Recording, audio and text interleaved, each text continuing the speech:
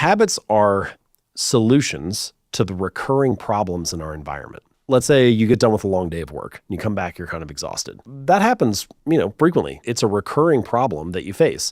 How do you solve that problem? One person might solve it by going for a run for 30 minutes. Another person might solve it by playing video games for 30 minutes. Another person might solve it by smoking a cigarette. They all are trying to solve that same core problem. What you find is that, you get to be 20 or 25 or 28, and a lot of the solutions that you have to these recurring problems that you face are solutions that you inherited or that you saw modeled by your parents or your friends or just, whatever you have interfaced with throughout your short life so far. As soon as you realize that your solutions may not be the best solution, it's now your responsibility to try to figure out a different way to do it.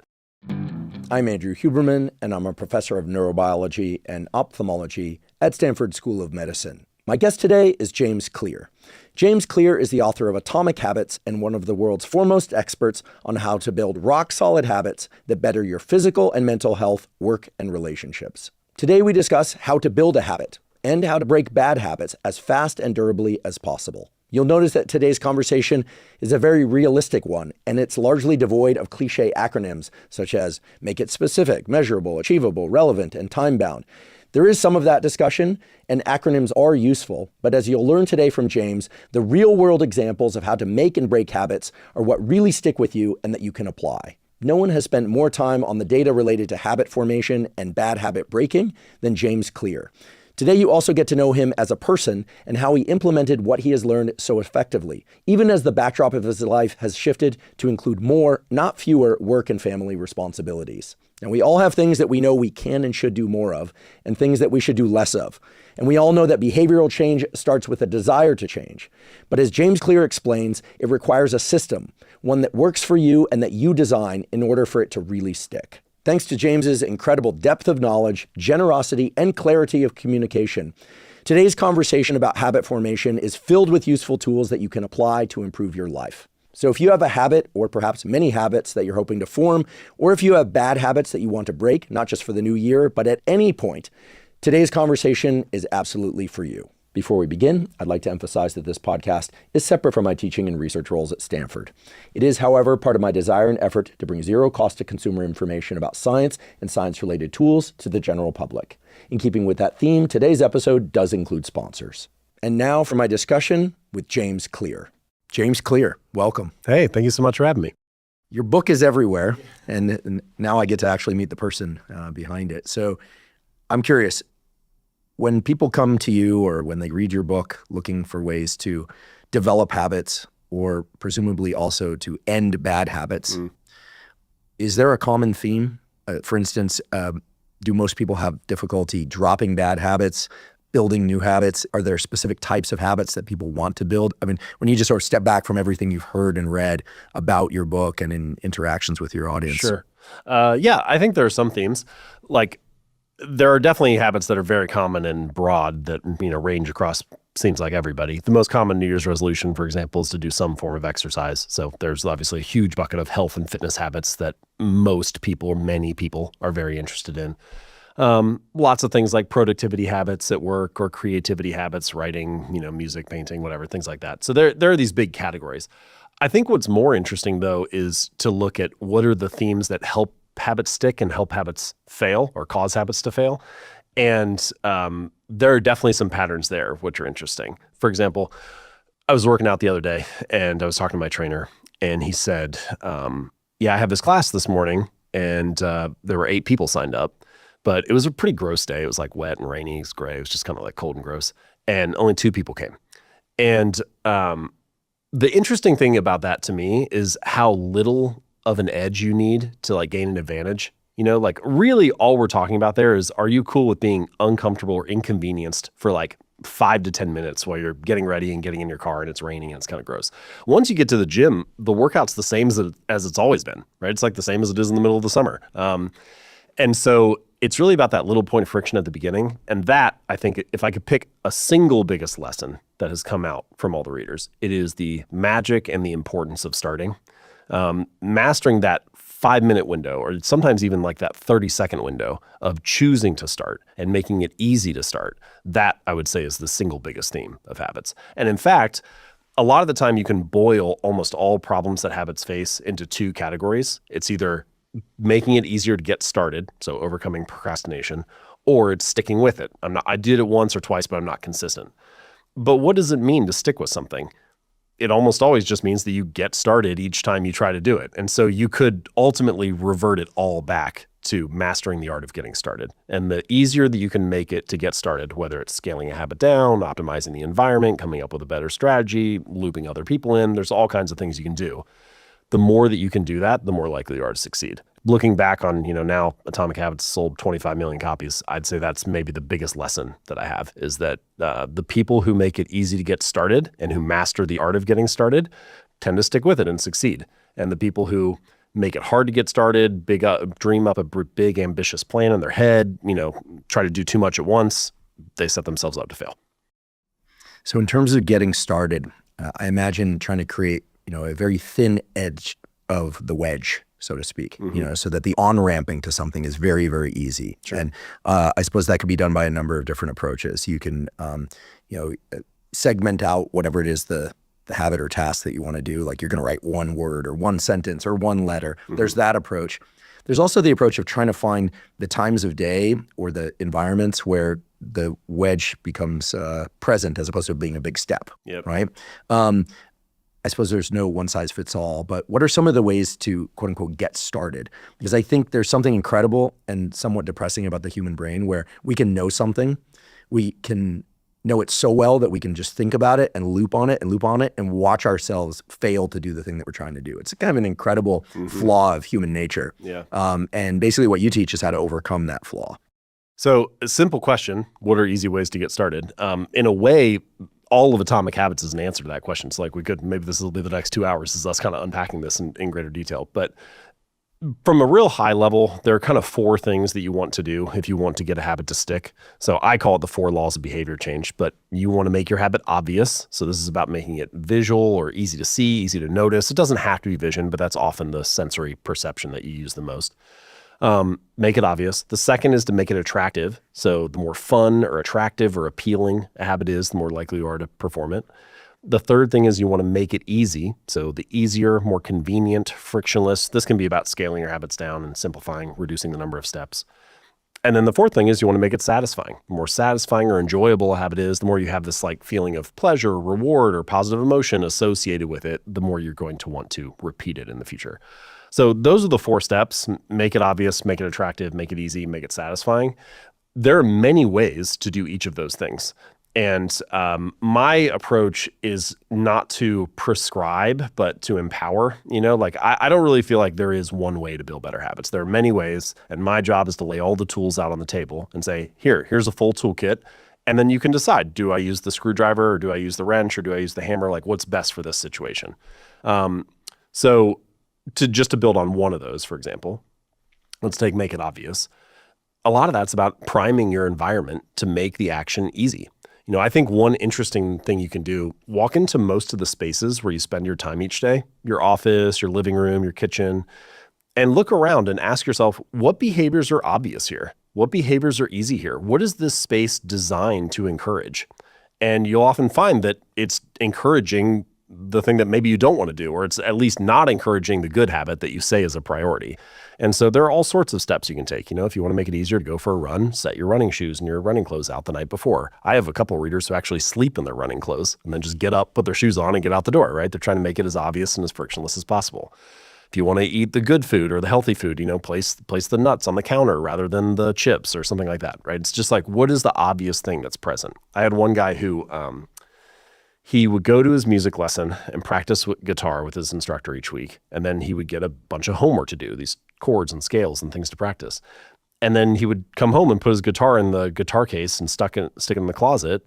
And then he'd go back to, practice the next week and they'd be like, you aren't doing any of this. And so he bought a little stand and put it on the guitar on the stand in the middle of the living room.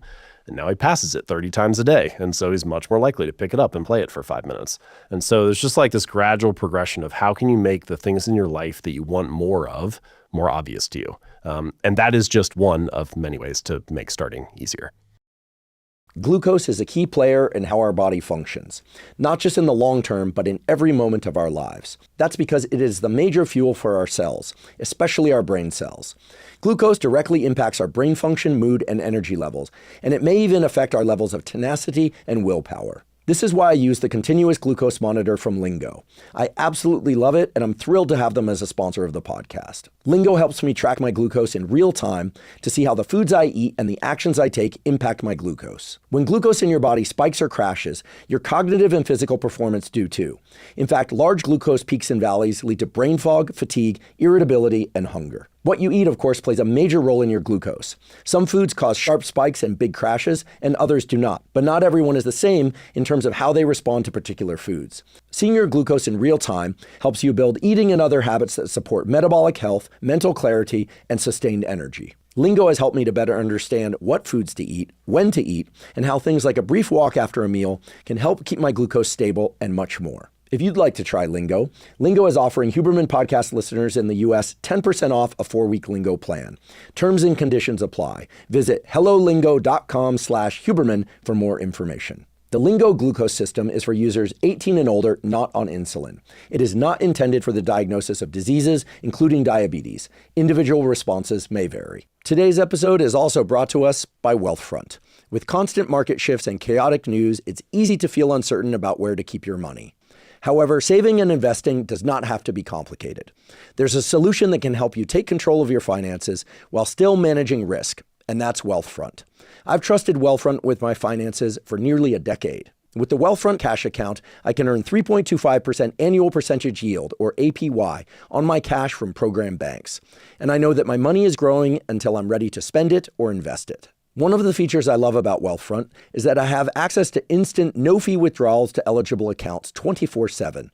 That means I can move my money where I need it without waiting. And when I'm ready to transition from saving to investing, Wealthfront lets me seamlessly transfer my funds into one of their expert-built portfolios. For a limited time, Wealthfront is offering new clients an additional 0.65% boost over the base rate for 3 months, meaning you can get 3.9% variable APY on up to $150,000 in deposits. More than 1 million people already trust Wealthfront to save more, earn more, and build long-term wealth with confidence. If you'd like to try Wealthfront, go to wealthfront.com/Huberman to receive the boosted APY offer and start earning 3.9% variable APY today. That's wealthfront.com/Huberman to get started. This is a paid testimonial of Wealthfront. Client experiences will vary. Wealthfront brokerage is not a bank. The base APY is as of December 19th, 2025, and is subject to change. For more information, please see the episode description. Yeah, environment to me is so critical and so overlooked. You know, I heard it online at one point from a great writer, I won't mention who they are, that, you know, it's really important to have a very comfortable chair to write in because writing for long hours is hard on your body and this kind of thing. And then Stephen Pressfield, author of The War of Art, sat in the exact chair you're sitting in right now. And he said, oh no, you want kind of an uncomfortable chair. So it's like kind of painful. Now he's a former Marine and wrote a book called The War of Art after all. But I sort of veer towards Stephen's approach. Like if a room is too comfortable, if a couch is too comfortable, it favors, you know, lounging, and it favors thinking about things that maybe are fun to think about, or, you know, but not really getting the work done. Not that you need to sit on a rock or something like that, but some of my best writing and work was done on planes where I got stuck in the middle seat and was kind of pissed off about it. Yeah. And I could use that energy of being kind of pissed off. Channel it into I'm like, I'm going to get this done, right? I'm not going to I'm not going to lose by not getting work done. Whereas I think had I been in first class and like stretched out and everything perfect, then sometimes that perfection lends itself to just kind of leaning into the creature comforts of that. Well, first of all, it's a good mental shift by you, right? Like, take a suboptimal situation. How do I channel this into something I can use? That's a great skill for life.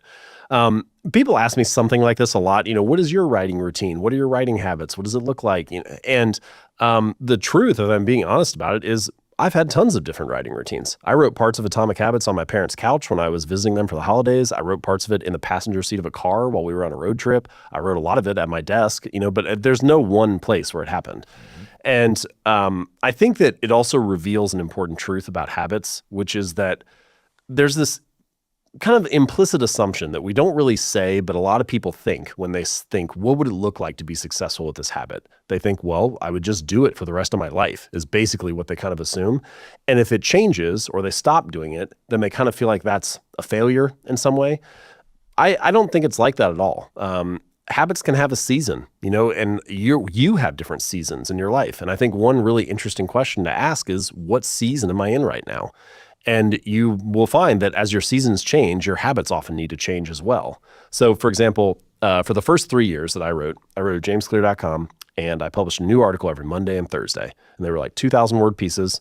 Took me like about 20 hours each on average. So that, that's 40-hour work week. I'm putting in two pieces a week for 3 years. And that was how I built my audience and got the book deal that eventually became Atomic Habits.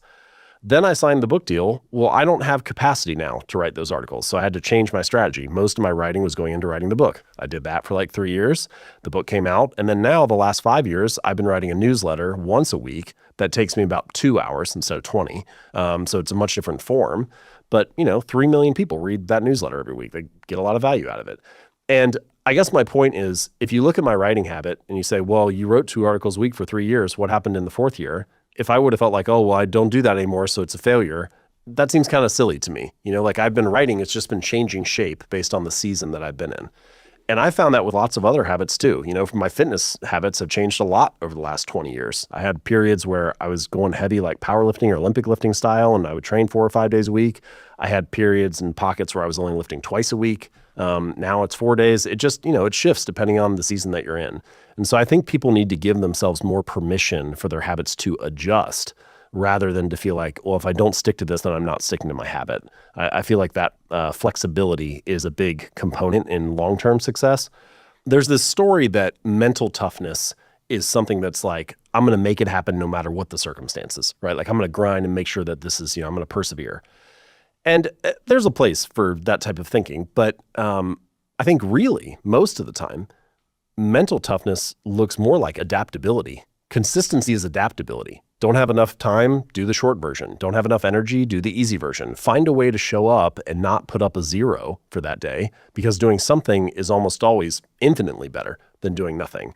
And so eventually what you get to here is realizing that in a lot of ways, the bad days are more important than the good days. It's actually the bad workouts, the ones where I don't really feel like doing much or I don't have much time, but I get in there and I just do like a couple sets of squats and then I'm done in 20 minutes. That day counts for more because I showed up and I didn't put up a 0 than the days when I got a ton of time and do a full workout.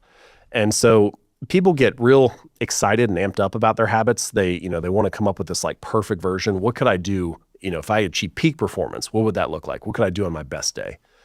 But instead, I think it's often better to ask like, what could I stick to even on the bad days? And that becomes your baseline. That's where you start from. And then on the good days, great, you got capacity, go ahead and ramp it up. But what can you stick to even on the bad days, I think is a good place to start.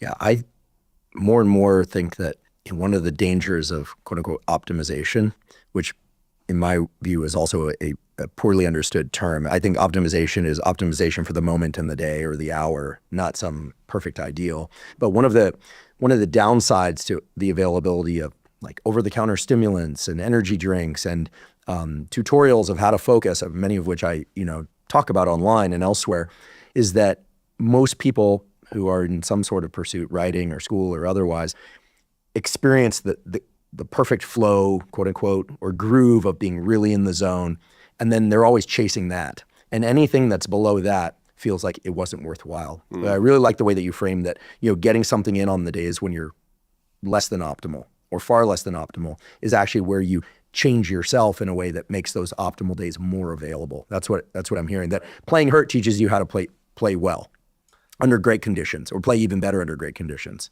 Consistency enlarges ability.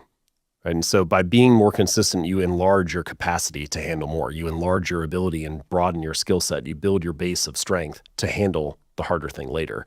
To be consistent means you show up on the days when it's not perfect. In many ways, I feel like that's the only place that you gain an edge. The easy days, everybody works out on the easy days. Everybody does it when they feel good. Everybody does it when they have time and energy and capacity. It's who is doing it when it's not optimal. That's the only place that you gain separation. And so figuring out ways to show up even when the circumstances aren't ideal, even if it is less than you ultimately hope to do, ends up being a real win. What you just said, I think, is so critical, that people hear that, there's a perfect state that they're pursuing, or that it takes 50 days to develop a habit, or 29 days, and we could explore that whole thing as its own discussion. But I think it's so important for people to understand that the consistency piece raises the ceiling. I've actually never heard it stated that clearly. And it's great that you presented it that way, because that's something that anyone can do, right? Anyone can write one sentence per day. And that's not the suggestion, but the consistency piece really does seem to elevate the ceiling on performance and what's possible. But I think we've been exposed too much to these concepts of flow, in my opinion. I don't want to knock on Stephen Kotler and the beautiful work that he's done in Csikszentmihalyi, who originated the term. I think Kotler and Csikszentmihalyi, I think it's a wonderful literature, and it certainly has its place. But I think people, in their pursuit of flow, look at the grind as failure, and they don't really know what the grind is. Is it a hard day where you're like doing sets to failure in the gym? Is it when you have quote unquote writer's block? You've simplified it down to it's just simply showing up over and over again that raises the possibility for flow, raises the possibility for optimal performance, and probably raises the basement on what failure or poor performance is as well, which means you're getting better. I had this reader, his name's Mitch. I mentioned him in Atomic Habits. And he, when he first started working out, he had this strange little rule for himself where he wasn't allowed to stay at the gym for longer than 5 minutes. So he got in the car, drove to the gym, got out, did like half an exercise, and then he'd get in the car, drive back, and go home. And it sounds silly. You're like, clearly this is not going to get the guy the results that he wants. But if you take a step back, what you realize is he was mastering the art of showing up. Right? He was becoming the type of person that went to the gym 4 days a week, even if it was only for 5 minutes.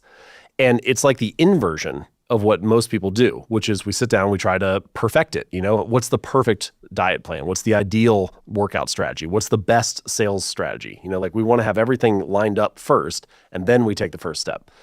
But I'm reminded of that. There's that quote from Ed Lattimore where he says the heaviest weight at the gym is the front door. And, there are a lot of things in life that are like that. The hardest step is the first movement. And so by mastering the art of showing up, well, now he's in the gym. Now he's in the arena. There's all kinds of improvements that you can make. And so he got 6 weeks in and he was like, well, I'm coming here all the time. I might as well start working out a little bit longer.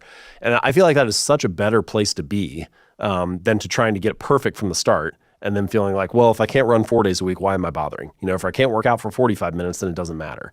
But the truth is it matters every time you show up. We use the phrase building habits, but in a lot of ways, what we're actually describing is just the process of learning. Your brain is just learning a new behavior, and you will get better at anything that you practice, anything. Now, I'm not saying that if you practice basketball, you can go play in the NBA in 6 months, right? Or maybe ever. But you individually will be a better basketball player 6 months from now than you are today if you practice it each day. And every skill that you have was once unknown to you. When you were born, you did not know how to cut a tomato or, play a musical instrument or even brush your teeth. But you know all those things now and many others. And so the way that you learn things is by practicing them. And the way that you learn habits is also by practicing them, even if it's small. I think it's so important to view habits through the lens of learning and therefore neuroplasticity, right? Which I think is a broad term that can be many. Having a stroke will induce neuroplasticity, but not the kind one wants. So I guess the precise definition would be, I call it self-directed adaptive plasticity. It's not a real term, but it works for what we're talking about.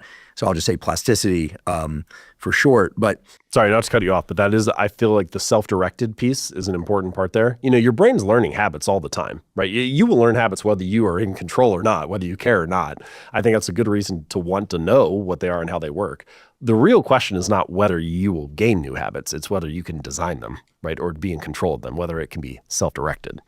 Yeah, maybe it's worth exploring this a little bit because so for neuroscientists who learn about plasticity, you learn about developmental plasticity, which existed in all of us when we were kids, and it's just how passive experience shapes us. And it's very robust up until, they always say, till age 25. But about that is when the window closes for like multi-language learning without accents. Becomes much, much more difficult after 15, 20, 25 than it does, say, at 40, 45, or 60. Some people can do it, but it takes much more effort. So that's passive learning. But the self-directed piece is interesting because there are sort of two forms of that. One form is where it's explorative, like you're trying to I don't know, figure out how to paint or figure out how to, but you don't really know what the painting is going to be. The other is what is called instructional plasticity, and I guess the strict term would be self-directed adaptive instructional plasticity. This is why it gets to be a, kind of a mouthful. Sounds sticky. Yeah, but the instructional piece means there's a correct answer. There's a correct answer, and neuroscientists are familiar with the fact that there's these certain forms of learning where there's a correct answer that the nervous system needs to learn, like how to shoot a free throw from a particular location on a court, for instance, how to state a word with the proper enunciation in a different language, for instance. And so there's a right and there's a wrong. And the example of this guy, Mitch, who went to the gym and then left after 5 minutes, I feel like there's a merge there where he, through some unconscious genius, realized that the right answer was getting in the door and had to teach himself that piece as opposed to the entire workout. So that's just chunking, right? But it requires that there's a prerequisite to getting in the gym, and that's just going there in the first place. And if we're trying to learn how to do an entire workout, it's too much. Or if we're trying to learn how to perform really well, we're really trying to learn 50 or 1,000 things. Right. So this business of chunking, it's so simple on the face of it, but I feel like instructional plasticity says we need to learn the right answers and then stack those. And so I don't think he was crazy. I think he was really onto something and really in tune with what the neuroscience says. People often think they're keeping it simple or making it simple, but they don't realize how many steps are involved. Like, let's take just getting to the gym. Forget about the workout, but just getting there. Which gym will you go to? What time are you going to go? Are you going before work or after work? Are you stopping by on your way, or is it on your commute? Do you need to drive separately? Are you going to bring a water bottle, or do they have water fountains at the gym? That alone sounds like a silly thing, but I heard from a reader one time who said, I always forget my water bottle and they don't have water fountains there, so I don't feel like going. That's enough friction to prevent somebody from doing the workout, right? Like, there's so many little steps like that.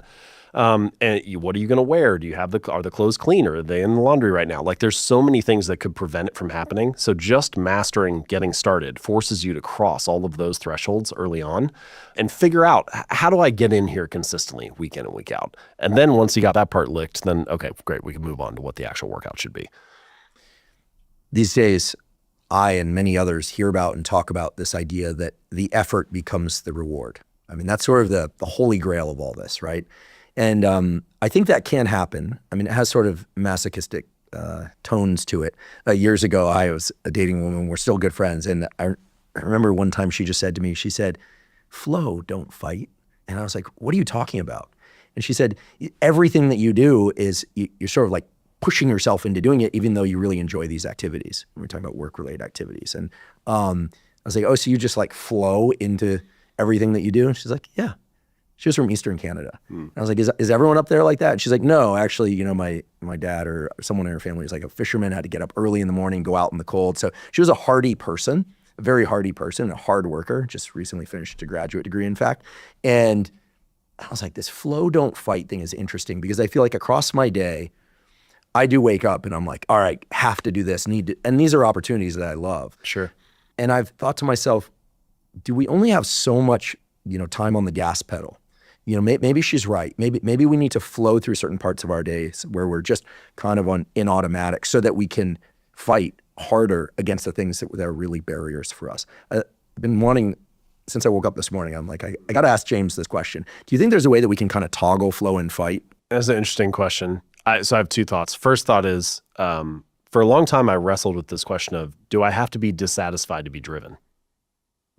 Is that part of it? Is part of it that I have this vision for where I want to be or what I want to accomplish, and then I look at my current state and I realize there's a gap between where I am and where I want to be, and that dissatisfaction with that gap is what drives you forward. It's the drive to close the gap that gets you to show up and work hard or take the test or do the thing, And I think certainly there are many times in my life when that has been the driving force, but the healthiest response I think that I've come up with, or the counterpoint, is, imagine that like an acorn falls from a tree and, it manages to take root and starts to grow. And, at first it's just this little acorn, and then it's a sapling, and then it's, grows into eventually this large mature oak. And at no point in that process was it like berating itself for only being an acorn or for only being a sapling, right? For not being enough yet, for not being big enough, for not having achieved that outcome. Nobody looks at it and thinks, "Oh, what a failure. You aren't a full oak tree yet." And yet, despite that there isn't this dissatisfaction going on, it continues to grow. And I think the answer there is it grows simply because that is what an oak tree does. It grows because that is what it is encoded to do. And so I feel like the healthiest version of me, like just flowing with it, or just stepping into it, is what do I feel like I'm encoded to do? Like it's almost like I was made for this. This is my strength. This is what I like. It lights me up. It makes me feel alive. And then I can be quite driven and not feel dissatisfied in the moment. So I think that was like kind of the first thing that came to mind. The second piece is I have had this experience where the effort has been the reward, where the work is the win, or however people want to phrase it. Doing the thing is the satisfaction. But rarely do I have that experience right away. It has come with time. So like working out is a very good example for me. I've been training for 15 or 20 years now, and like I want all the same things everybody else does, right? I want to be healthy, you want to look good, you have all these like outcomes that you want from working out. But the last couple of years, I have started to train more and more just because of how I feel when I work out. I like how it makes me feel. And now I don't have to wait. I don't have to wait 2 years to see how I look in the mirror. Like I feel good when I'm doing this set. And so it becomes more about the experience and liking how I feel when I'm doing it. In my language, in the Atomic Habits language, it's what I call identity-based habits. Every time that I show up and work out, I am casting a vote for being the type of person who works out, for being an athlete, for being the type of person who doesn't miss workouts. And every time I cast a vote for being that type of person, I feel good about myself. I feel like I'm showing up and being the kind of person I want to be. I feel like I'm reinforcing my desired identity. And I think this is it certainly is one of the concepts from Atomic Habits that has resonated most with people, which is rather than starting your habits and asking, what do I wish to achieve? What do I wish to, accomplish? You start by asking, who do I wish to become? And how are my habits reinforcing that desired identity? Am I casting votes for being that type of person? Every action you take is like a vote for the type of person you wish to become. So if you sit down and you study for 20 minutes on Tuesday night, you are casting a vote for being studious. If you shoot a basketball for an hour outside, you cast a vote for being a basketball player. And individually, those are small things, and they don't really mean a whole lot, in any given moment. But collectively, if you do it for 3 months or 6 months or a year, you cross this invisible threshold at some point where you say, yeah, being a basketball player must be a big part of who I am. And you start to take pride in being that kind of person. And if you take pride in it, if it becomes part of your story, then you'll fight to maintain the habit. And now all of a sudden, the situation is flipped. Now you're trying to do it rather than trying not to do it. Rather than trying to motivate yourself to stick to it, you're just saying, this is part of who I am. Like I get up and I go for a run because I'm a runner, not because I have a half marathon in 3 months. I'm doing it because I like being this kind of person. So I think the question of what are my actions reinforcing? How are my habits feeding my desired identity is an interesting thing to play with. And I think an important question for all of us to ask ourselves. Yeah, I confess that friction for me is a great motivator. I was in essentially a scientific competition in my postdoc years, also when I started my lab, and I was like, this is great. Like I have something constantly to push against. And I enjoyed the work. What kind of friction do you mean? Like having a big lab that we were competing with. And it was a new area. A bunch of tools had arrived on the scene. We were developing tools. They were developing tools. And it was very, very competitive. And I was like, this is so great. Felt like a little arms race. Yeah, and it was. And they got their piece and we got our piece. And it all worked out. But I think competition can bring that out. And I think it was really healthy. And it raised the anxiety level, certainly. Because in science, you can actually get scooped. You can work very, very hard for a lot of years and someone can beat you to the punch. And you have to tell the student or postdoc, like, we are resetting. And when I was the postdoc, it was scary. So you try and find your corner where there's a bit more assurance that you're going to be okay no matter what, but it's not always the case. Sure. Especially if you pick the problems that are like very timely. Like the tools just became available to answer questions that people have wanted to answer for a long time, and it's just a cluster. Yeah. And so I used to think, gosh, is this unhealthy? It's just like really unhealthy. I'm waking up at 4 a.m. and going to lab and like beating them. I'm like, no, are you kidding me? Like it was part of building my career, but I wouldn't want to do that forever. And so the flow piece sounds really, really nice. And at the same time, I don't know, I agree completely with what you said, that in the friction, you get these sort of breakthroughs of like, oh, this went well for 5 minutes. I really enjoy this. And you start to hold on to those pockets. You said you really enjoy the workout, the set. I feel a lot of resonance with that. I actually like exercising, but you're one of the few people I've ever met that doesn't say, oh, I like how I feel afterwards. I like how I feel afterwards, but I also like how it feels in the moment. It sounds like you do as well. Yeah, I like the act of it. I like the practice of it. Yeah, I mean, that's a gift that you had to work for. I think so. To the point that you just made, it's hard for you to imagine always being in that flow or always feeling that way about it. And also the competition can be very healthy. I agree. I think it's both. And I resist anybody who would say that they're always in one or the other. I think everybody's in both from time to time.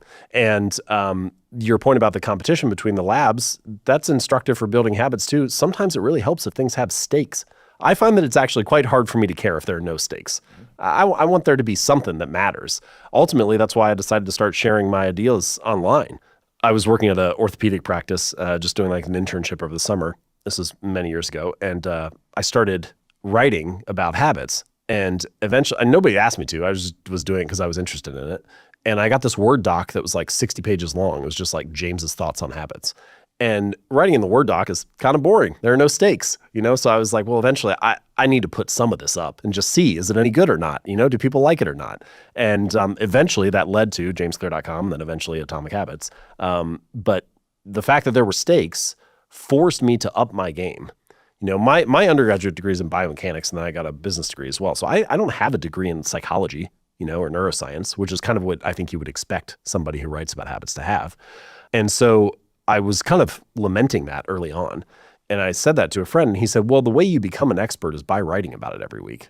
And so I just really internalized that. And so I wrote 2 articles a week for the next 3 years. And it turns out if you write 150 articles about habits, you learn a lot along the way.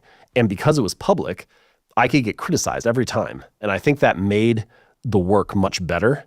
And ultimately, I was able to triangulate my way to, putting together some decent ideas about the topic. And building habits and suppressing bad habits is synonymous with your name and vice versa. I think there are several cases I can think of. You, Derek from More Plates, More Dates, who does online fitness and health content, neither of whom have formal training in the information they share, who are both superb, like truly superb. And I know Derek a bit, and I think he also went out of his way to make sure that he was reading things with, an extra attention to the detail, making sure that the communication about it was correct, and acknowledging that he didn't have formal training in that area, formal academic training, forgive me, because all this stuff, exercise and health, as well as habits, you can practice them too. Sure. Right? I think the big question is just competence versus credentials.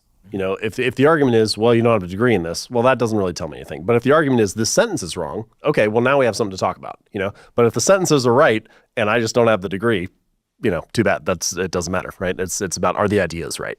That's that Midwest sensibility, practicality that I think really resonates with people. Because the problem with kind of ivory tower academic stuff that is associated with high levels of credibility is oftentimes people feel like it's that people are out of touch with the real world. And obviously the merge of the two is great. But I think the scientists then come to you and now you can read a paper. And so I think that it can be both. It doesn't need to be a competition either. I think the point is just, are the ideas right? Right. And if the ideas are right, then great. And if the ideas are wrong, then I have some learning to do. So. And do they work in the real world? And clearly people have benefited from these. Yeah, I think this attachment to making the effort the reward is something that can happen. I think that it's a top-down training. I'd like your thoughts on this. We can tell ourselves, this pain is good. This is me getting better. Like, I think there are 2 kind of parallel examples in the world of exercise where it's very concrete. And I think it maps to the cognitive space. But I think one of the incredible things about resistance training is this notion of the pump.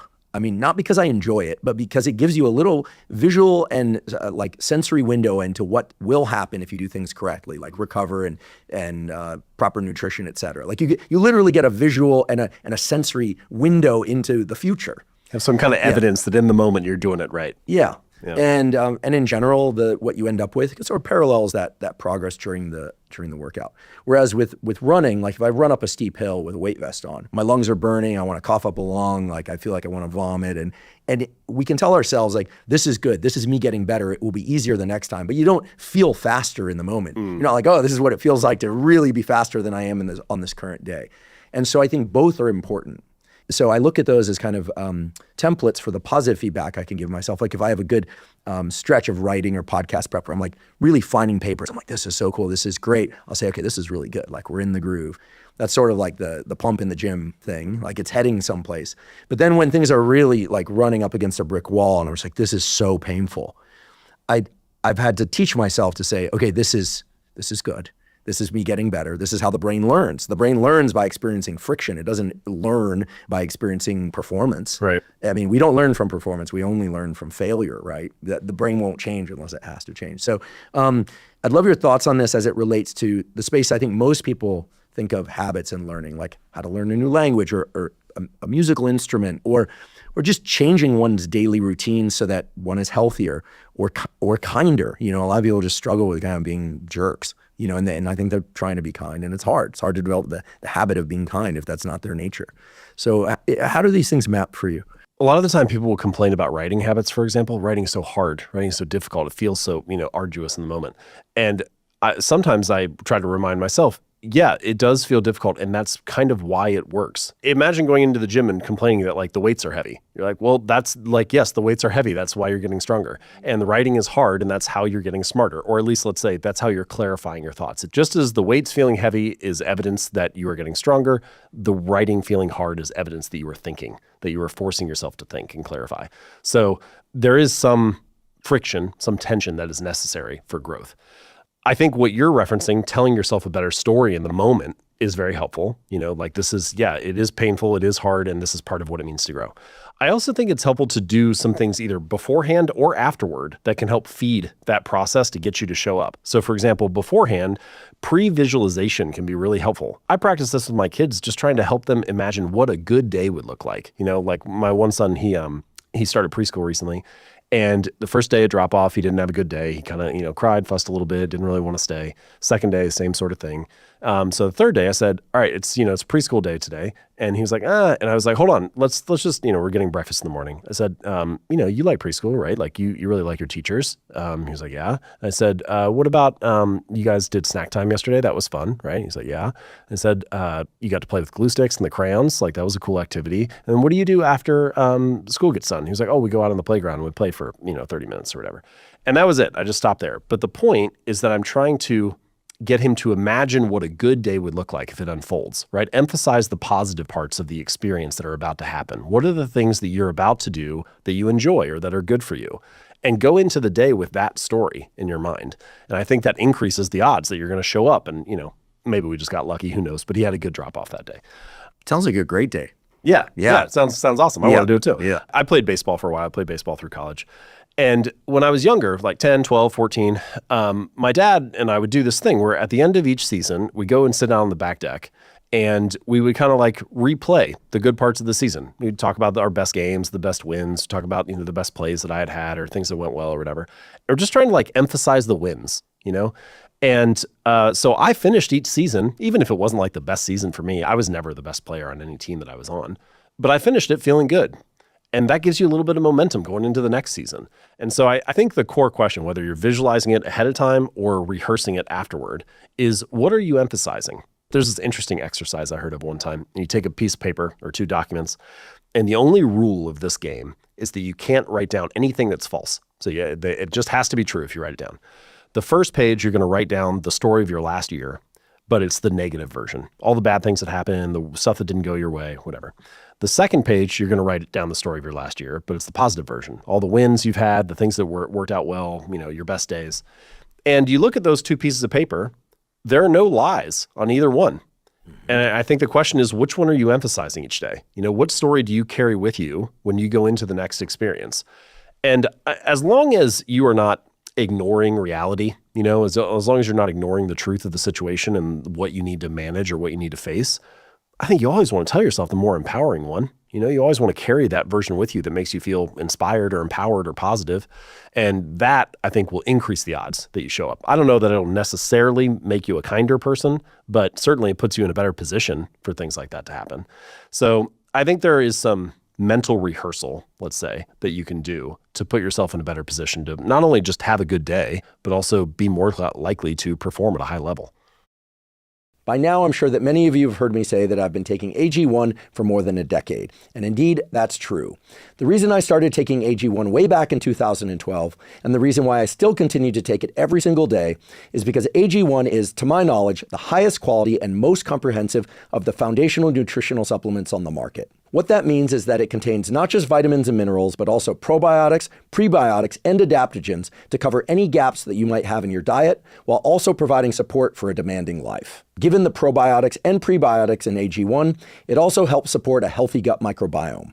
The gut microbiome consists of trillions of little microorganisms that line your digestive tract and impact things such as your immune status, your metabolic health, your hormone health, and much more. Taking AG1 consistently helps my digestion, keeps my immune system strong, and it ensures that my mood and mental focus are always at their best. AG1 is now available in 3 new flavors: berry, citrus, and tropical. And while I've always loved the AG1 original flavor, especially with a bit of lemon juice added, I'm really enjoying the new berry flavor in particular. It tastes great, but then again, I do love all the flavors. If you'd like to try AG1 and try these new flavors, you can go to drinkag1.com/Huberman to claim a special offer. Right now, AG1 is giving away 6 free sample packs of AGZ, which is AG1's new sleep formula, which, by the way, is fantastic. It's the only sleep supplement I take. It eliminates the need for all these pills, and my sleep has never been better. The special offer gives you 6 free samples of that AGZ, as well as 3 AG1 travel packs and a bottle of vitamin D3 K2 with your first subscription. Just go to drinkag1.com/Huberman to get started. Today's episode is also brought to us by Joovv. Joovv makes medical-grade red light therapy devices. Now, if there's one thing that I've consistently emphasized on this podcast, it is the incredible impact that light can have on our biology. Now, in addition to sunlight, red light and near-infrared light sources have been shown to have positive effects on improving numerous aspects of cellular and organ health, including faster muscle recovery, improved skin health and wound healing, improvements in acne, reduced pain and inflammation, even mitochondrial function, and improving vision itself. What sets Joovv lights apart and why they're my preferred red light therapy device is that they use clinically proven wavelengths, meaning specific wavelengths of red light and near-infrared light in combination to trigger the optimal cellular adaptations. Personally, I use the Joovv whole body panel about 3 to 4 times a week, and I use the Joovv handheld light both at home and when I travel. If you'd like to try Joovv, you can go to Joovv, spelled JOOVV.com/Huberman. Joovv is offering an exclusive discount to all Huberman Lab listeners with up to $400 off Joovv products. Again, that's Joovv, spelled JOOVV.com/Huberman to get up to $400 off.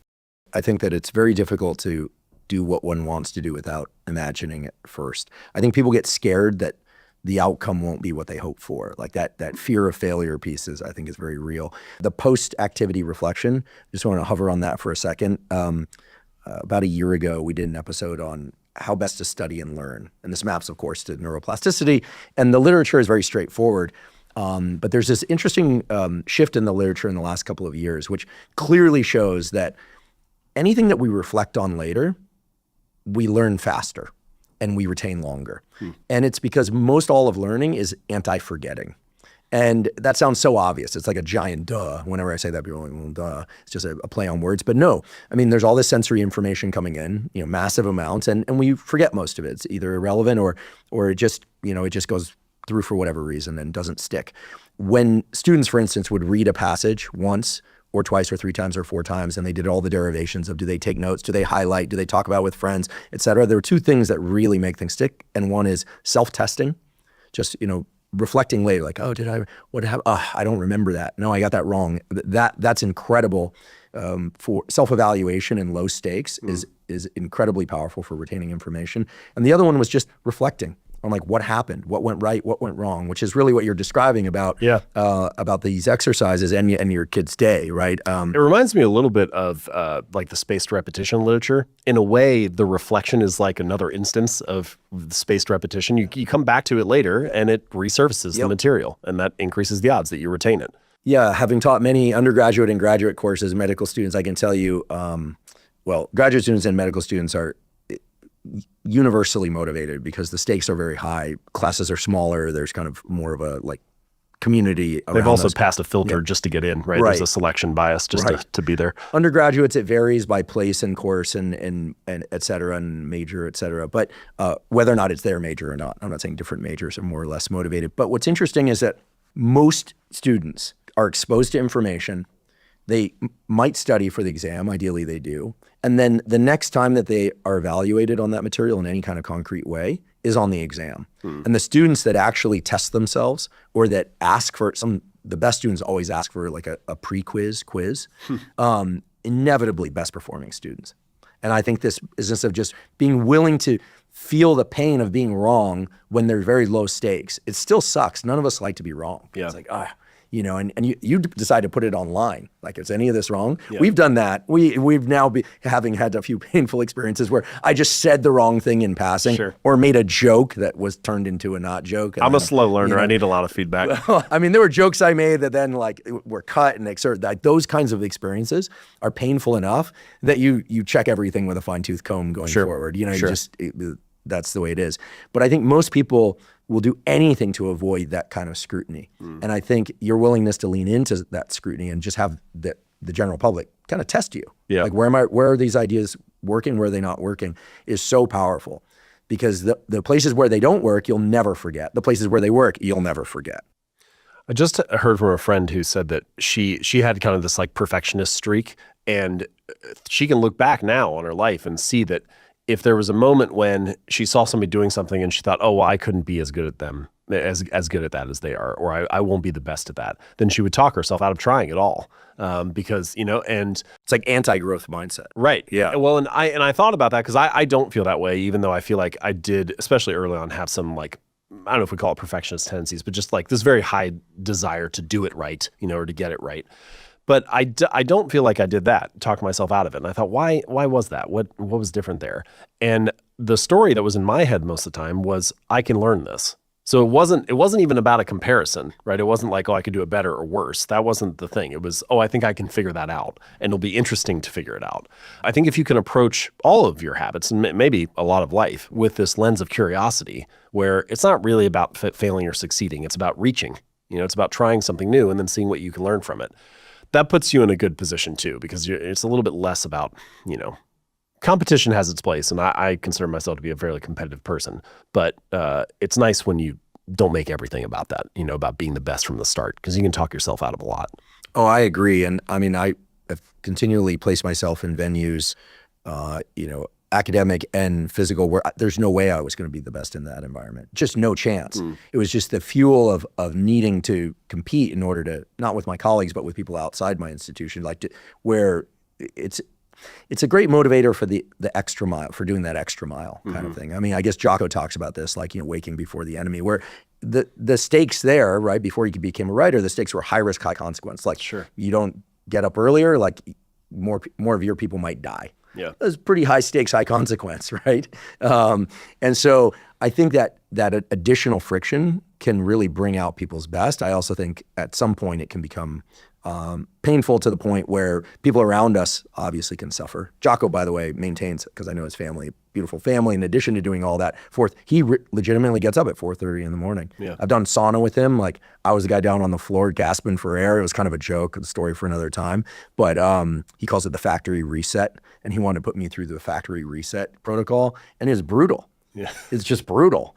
And, I think that he lives in a land where the friction is the reward, but also that the rewards come from relaxation too, which is what I wanted to bring up, because after the sauna that night, the rest of us packed it in for the day, and he went to see a show. I was like, oh, he also relaxes. I'm curious about how the habit of striving can be also mirrored by the habit of real, true relaxation, not thinking about the thing you need to do or trying to build, but allowing that maybe plasticity to take place, not just in sleep, but are you an active relaxer? Like, do you say, now is time to just completely chill? Yeah, I think I'm pretty good at shutting off when I decide to shut off. There was I think it was on Tim Ferriss's podcast at one point, and he had Josh Waitzkin on there, and Josh said something about how he was he was in a martial arts competition, and he was actually asleep on the bench on the side, and they came over and woke him up, and they said, hey, we got the time wrong for your event. Like, you're actually up in 2 minutes. And so you woke up out of this sleep, and they did this little pre-competition ritual and just flipped the switch and was, ready to go. And he talked about this importance of being able to turn it on and turn it off. And ever since I've heard that example from him, I've been thinking more about this idea of turning it on and turning it off. You sprint and then you rest. What does that look like in daily life? And I actually think, first of all, I think it's kind of fractal. I think that you can say you could have like a 10-year sprint where you're like really career focused. That's the season of your life right now. And then maybe the next season is more family focused or more relaxation focused or whatever. It also, of course, could be day or week or, even hour. So it can scale up and scale down. But I also think it maybe is a better version of what it means to be balanced.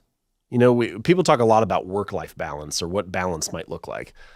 I think balance might actually be turning it on and turning it off really well. It's not doing everything at like 50%. It's not just like staying at some steady state. It means that when you're sprinting, you're actually sprinting. And when you're resting, you're actually resting. And the ability to oscillate between those two states in lots of ways, I think is very helpful. There's obviously the physical ways in which you could do it, whether it's working out or, actually relaxing and resting. I think there are mental ways to do it too. I tried to practice this a couple months ago. We were hosting a party, and anytime you're hosting an event, there can be like this urgency that comes, right? The people are coming, the guests are coming, everybody's anxiety levels ratchet up, like, is everything ready? And the phrase that I was playing with was, can I be outside and above this? So can I mentally step outside and above the situation and almost like look down on it? And if you are outside and above the situation, really what you want is to feel larger than the situation that you are dealing with. If you are smaller than the situation mentally, then it is driving you, right? Your anxieties are responding to this larger thing that you feel like you can't control. But if you can step outside and above it, now I can look down on what is facing me right now, and I can make a wiser decision or a calmer decision or whatever. And so I'm trying to find ways to kind of turn the anxiety on and off, right? Like turn the stress on and off. And so I think there are a number of things that you can do there, but I'm trying to get better at practicing it myself. Yeah, I think the word reset is not in our like action palette enough these days. I think because it's so easy to bring information and work to wherever we happen to be. And even if it's not work, just communications. I've made it a point in recent years to put social media on one phone, maybe even keep it in a lockbox. But I'll try and take hikes where I'm just spending time with the person I'm with and the phone is back in the car. Mm-hmm. And I realize there's a danger to that. Like there could be a fire. It is LA after all. It could be, mountain lions, this kind of thing. But it's totally worth it. Totally worth the untethering. Very low in my percentage opinion. of risk too.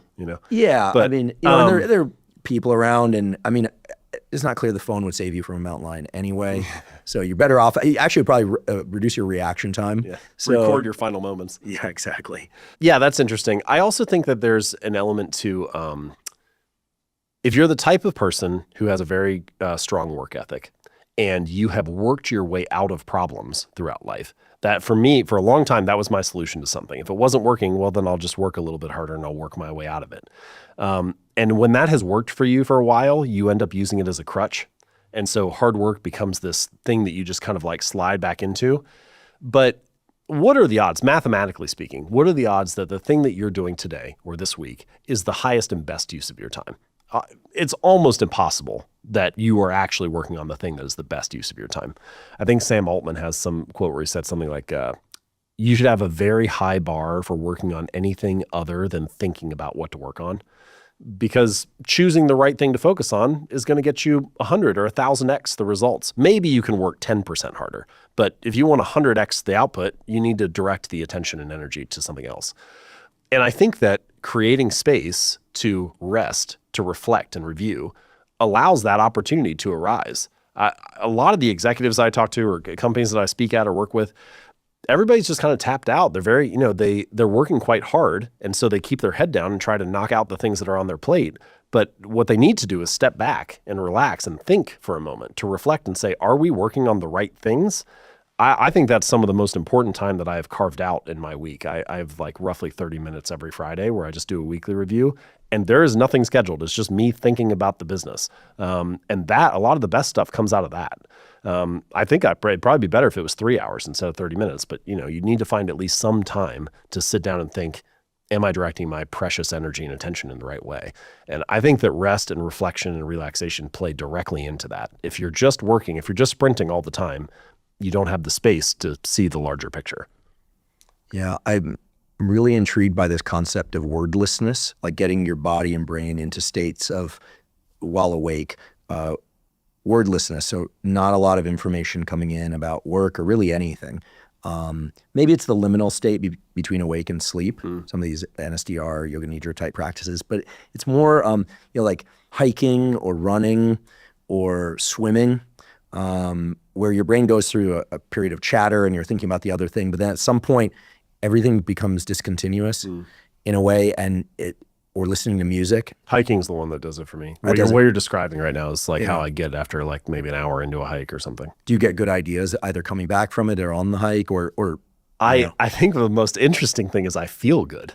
I feel so much better. You hear these phrases like forest bathing or things like that. I feel so much better after that than I do after like the same amount of time looking at my screen or something like that. It's like a completely different state. I think that it almost feels like it taps into something deeply biological where you're like, oh, we are in fact animals, like we were intended to live out in the forest. And so yeah, that state that you're describing to me feels how I feel when I hike. Yeah, it definitely taps into something, and I think it's multivariable. I think it's the full spectrum light from sunlight. Turns out anytime you're near greenery, the leaves stay relatively cool even on hot days, and so they'll reflect surprisingly, because it's not the way you would expect it based on the physics of the color of green leaves, but there's a lot of infrared light essentially being reflected back on you. And that infrared light is not the type that damages your skin. It is the type that feeds your mitochondria. It actually penetrates your body's surface. It literally charges the mitochondria. So there's some really interesting things about being in nature, greenery, forest bathing. The grounding folks would get all excited about that. Most people are wearing shoes where they're not actually grounding to the ground. So that's a little bit trickier. But standing in a stream just feels good with bare feet, obviously. I think it's a real, true kind of primordial reset, just trekking. The word reset resonates with me too. That's how it feels. It feels like I go on a hike every Wednesday, and it feels like I get to reset. By yourself or with someone? Usually by myself. Yeah. And you're sometimes I'll take a friend, but usually you're listening to something, phone? Nothing. Yeah. Great. No, it's just me in the woods. Nice. Yeah. That's awesome. Like gradually becoming more of a mountain man each year. That's great. I mean, I think there is this return to things that are more, in real life, as they say. I think that the ability to reset is such a huge part of being a great, anything. Yeah. Because if you can't, just fight, it eventually gives way, which it makes me want to bring something up that you raised earlier, and I should have asked then. This notion of identity. I think one of the reasons that it's so hard for people to relax and reset or to shift their life to a different mode of focus. Like, for instance, you said you had this online blog, and then you said to focus on the book, and then now you're doing a number of other things. It's kind of interesting to explore how we catalog wins, or how we carry our wins as well as our losses. Because I think a lot of people, they'll publish a book, if they're lucky, it has half the success of Atomic Habits. But then they feel like they either have to do it again, or they have to do something to sort of maintain the buoyancy of that experience out there in the world, as opposed to just being able to shelve it in their mind. Like, that was awesome. Listen, Atomic Habits is a super impressive book, and it's done incredibly well for all the right reasons. And one could say, like, okay, did that, like, next thing. And some people can do that. You mentioned weight skin. Josh is a friend, and he's just has this incredible ability to be like, I'm done playing chess. I'm doing the next thing. I'm done doing that. Like, he really can cut ties with his previous self. I think most people find that difficult. We feel like we need to succeed where we succeeded before, or else it no longer is real. How often do you play with the idea of habits and identity and kind of what you're on the precipice of now? It's an interesting question. I saw this with a number of the things that I researched when I was writing the book, stories that came up, and then I've also felt it personally. Some examples. I heard from one guy when I was writing the book who was in the military. Then he leaves and he's like, my identity for the last 20 years is I was a soldier. Now I'm not. So what? Like, who am I, basically? And then another common one that you hear is from athletes. I felt this way. I didn't even play professionally, but I played all the way through college. You get to the end of your senior year. I've been doing this for 17 years now. And then all of a sudden, the next day, you're not an athlete anymore. So what? Like, who am I? This is like a huge part of my identity. And so you can also imagine, founders when they sell their company. or CEOs after having a long run. And, it's just like you have something that was a huge part of your life and now you're not. I heard from a mother the other day who said, I'm suddenly an empty nester. 25 years I've been taking care of these kids and now all of them have moved out. Like, what am I doing? What is my purpose? So I think it's very common for people to have something like that, an identity that they feel like they've lost. And for me, the thing that helped the most was trying to find through lines from that previous identity that can still serve me in the new season. So you take the soldier example. Yeah, they're not a soldier anymore, but they could still be a good teammate. They could be the type of person who follows through on their mission. They can be somebody who's reliable and can be counted on, and then you start to look at the parts of your past where you were that kind of person and then look at your current situation. Where can you express those traits again? In my little case as an entrepreneur, I always emphasized being an entrepreneur and a creator more than I did being an author. I kind of have to admit that I'm an author now because I have the book, but what I see myself as is an entrepreneur. And so the shift from blog to book to co-founding companies or whatever, like that, to me, that feels connected because I have that story as the through line. So I don't know that it's really about abandoning your past in any way or saying that, oh, that didn't happen or it happened in a different way. It's just about finding the parts of the experience that you can hold on to and feel proud of and carry into your next chapter. Not everything goes on forever. Basically nothing does. And that's fine. It's okay. It doesn't need to last forever. You can still feel very, very proud of what it was, but let's try to find some pieces of it that we can take with us to the next thing. Along the lines of identity, it sounds like you are very content with understanding where you're at, where you were before, and where you're headed next. I think where people get tripped up is that they want to be understood by the outside world, or they have a hard time cutting ties with how the outside world understands them. Like if the entire world, like if I ask it, who's James Clear? And he says like the author, it can be harder for people to cut ties with that. I've seen this in a lot of professions and friends who are very, very successful. The entrepreneur example, founder example is a very important one. I think I've seen a few times on X and other social platforms of founders that sell their companies for $500 million, $1 billion. And I'm from Silicon Valley, so you end up knowing some of these people over time. And inevitably, they don't feel good a few days later. It's like a postpartum depression of sorts. And it's because for them, it was the hunt and now what? And if they don't prepare for that, actually it can be catastrophic. People say, oh, poor billionaires, but I think it's more of a model for what we all experience. So I think these titles that we tell ourselves we have and that we're living into are powerful, but double-edged. Yep, for sure. And where we glean the most feedback about our identity from people, I think is also dangerous because it can hold us in place in a major way. So two things. First is you see the founder example shows it very explicitly because there's this exit for a large amount of money, but it can be true for anything. You see why you should optimize for playing the game and not necessarily winning the game, right? The win is, do you get to continue to keep playing? And so in a lot of ways, we glamorize these outcomes, but in fact, it's like, how do you want to spend your days?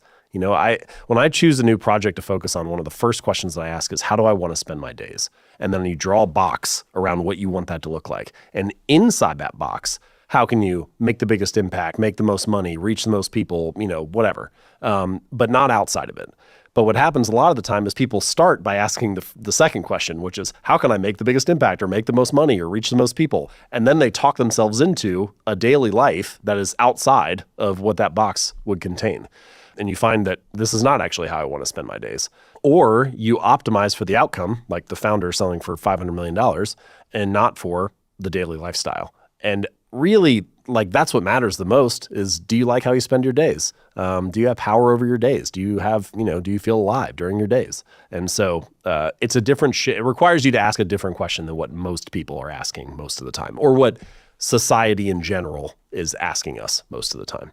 I'm just very impressed, to be completely candid. I'm very impressed by how self-identified you are with your role at a given stage of your work life. And now I know you have a family, et cetera. Yeah. And Josh Waitzkin as well, how he grew up a chess player, this chess prodigy, the movie about him. There were all the bricks stacked for him to stay in that role, maybe not forever, but to hold on to that identity. And he just cut ties. He never played another game of chess. And he'll talk about chess, and he'll talk about it with great affection and also with a little bit of pain about some of the painful points of it. But he was able to just Yeah. cut the cord and be the next version of himself and the next version, and not just at the time where he started a family, because that's the most transformative step, Sure. right, for everybody, because you have all these new roles that are Sure. you're suddenly in. But in terms of professional, in terms of artistic roles, creator roles, entrepreneur roles, I think most people have a very hard time breaking the mold that they've stepped into. Jim Carrey is another example, where he just basically left Hollywood. He was like, he was like, I solved it. Like, I got the highest paid actor in the world, I think, at one point. And then it was just like most successful by other accounts too. And it was just like, I'm done. And we're like, what? Yeah. And it still boggles the mind. He's like, but it's so beautiful, right? He's like, I'm out. And as long as they're doing it for themselves, it's great. Yes. Yeah. And there's no playbook, right? Obviously. Like, everybody has to choose for themselves. How long do you want to stay in this role or emphasize this identity or, move on to something else? But I do think that what you're saying is revealing a deep and important truth, which is that identity is a double-edged sword. And earlier in this conversation, we were talking about how building habits and repeating habits casts votes for your desired identity. It provides evidence of being that kind of person. And that's a very helpful thing because it gets habits to stick and habits to build, and you start to take pride in being that type of person. And you fight to maintain the habits. But in the long run, you can also see that the tighter that you cling to any given identity, the harder it becomes to grow beyond it. And so you see all kinds of examples like this, right? You have like a surgeon who's done an operation a certain way for 15 years and has a long list of patients who have gotten good outcomes. And then a new technology comes in and they resist it or kind of slow to take it up because they want to do it their way. And then all of a sudden, 5 years later, they're behind the curve.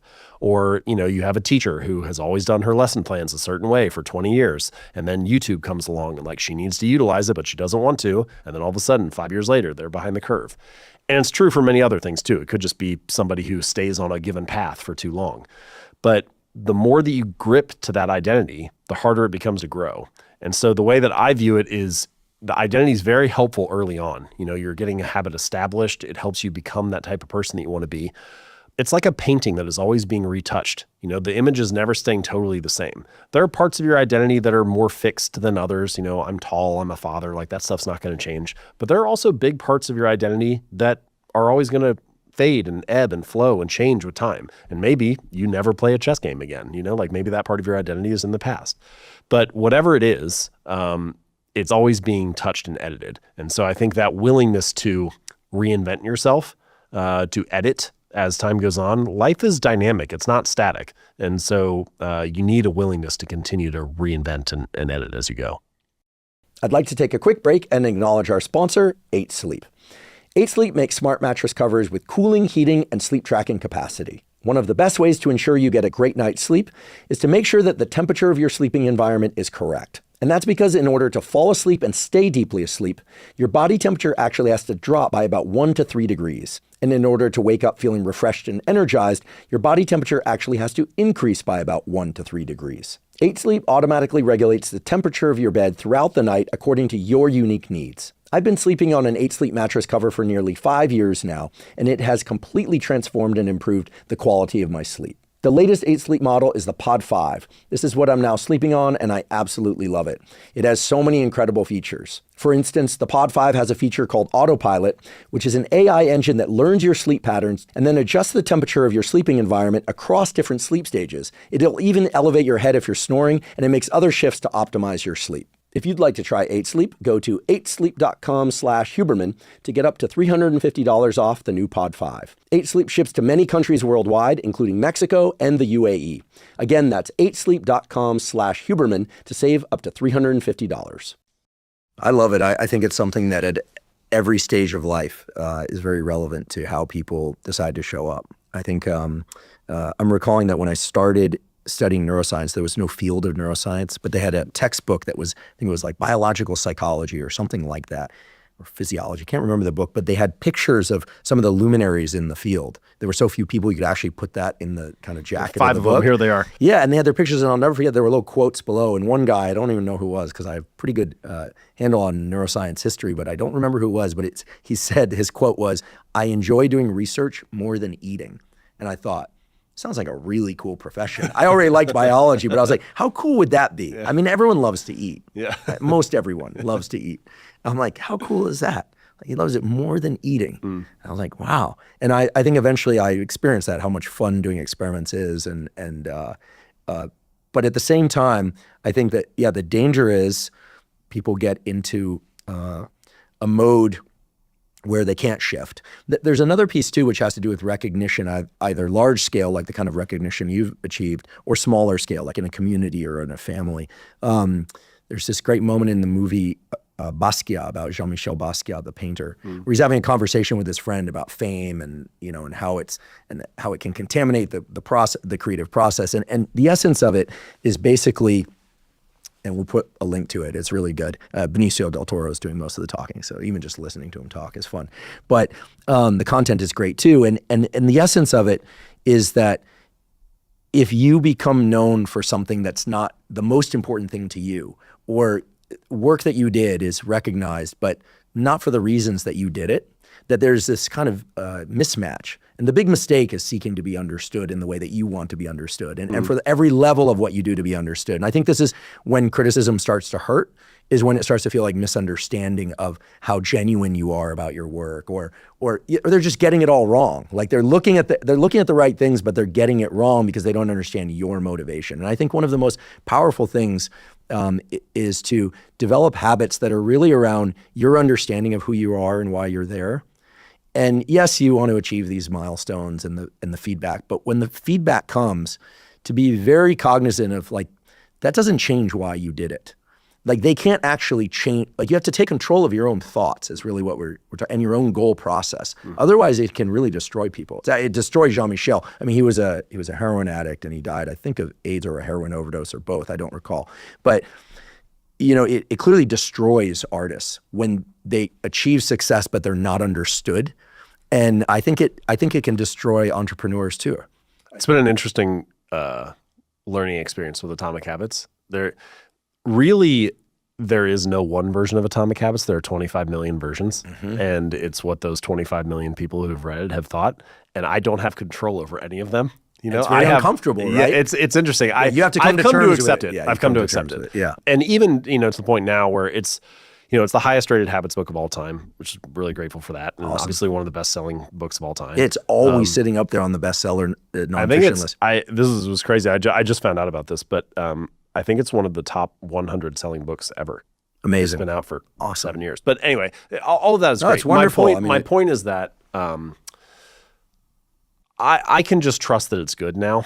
You know, is it ideal? No. Is it a perfect book? No, there's no perfect book. Would I do some things differently if I could write it again today? Yeah, probably. You know, what would I edit? Whatever. But I can trust that it's good, and that's good enough for me. The fact that there are 25 million interpretations of it, or that some people won't like it, it's fine. It's fine.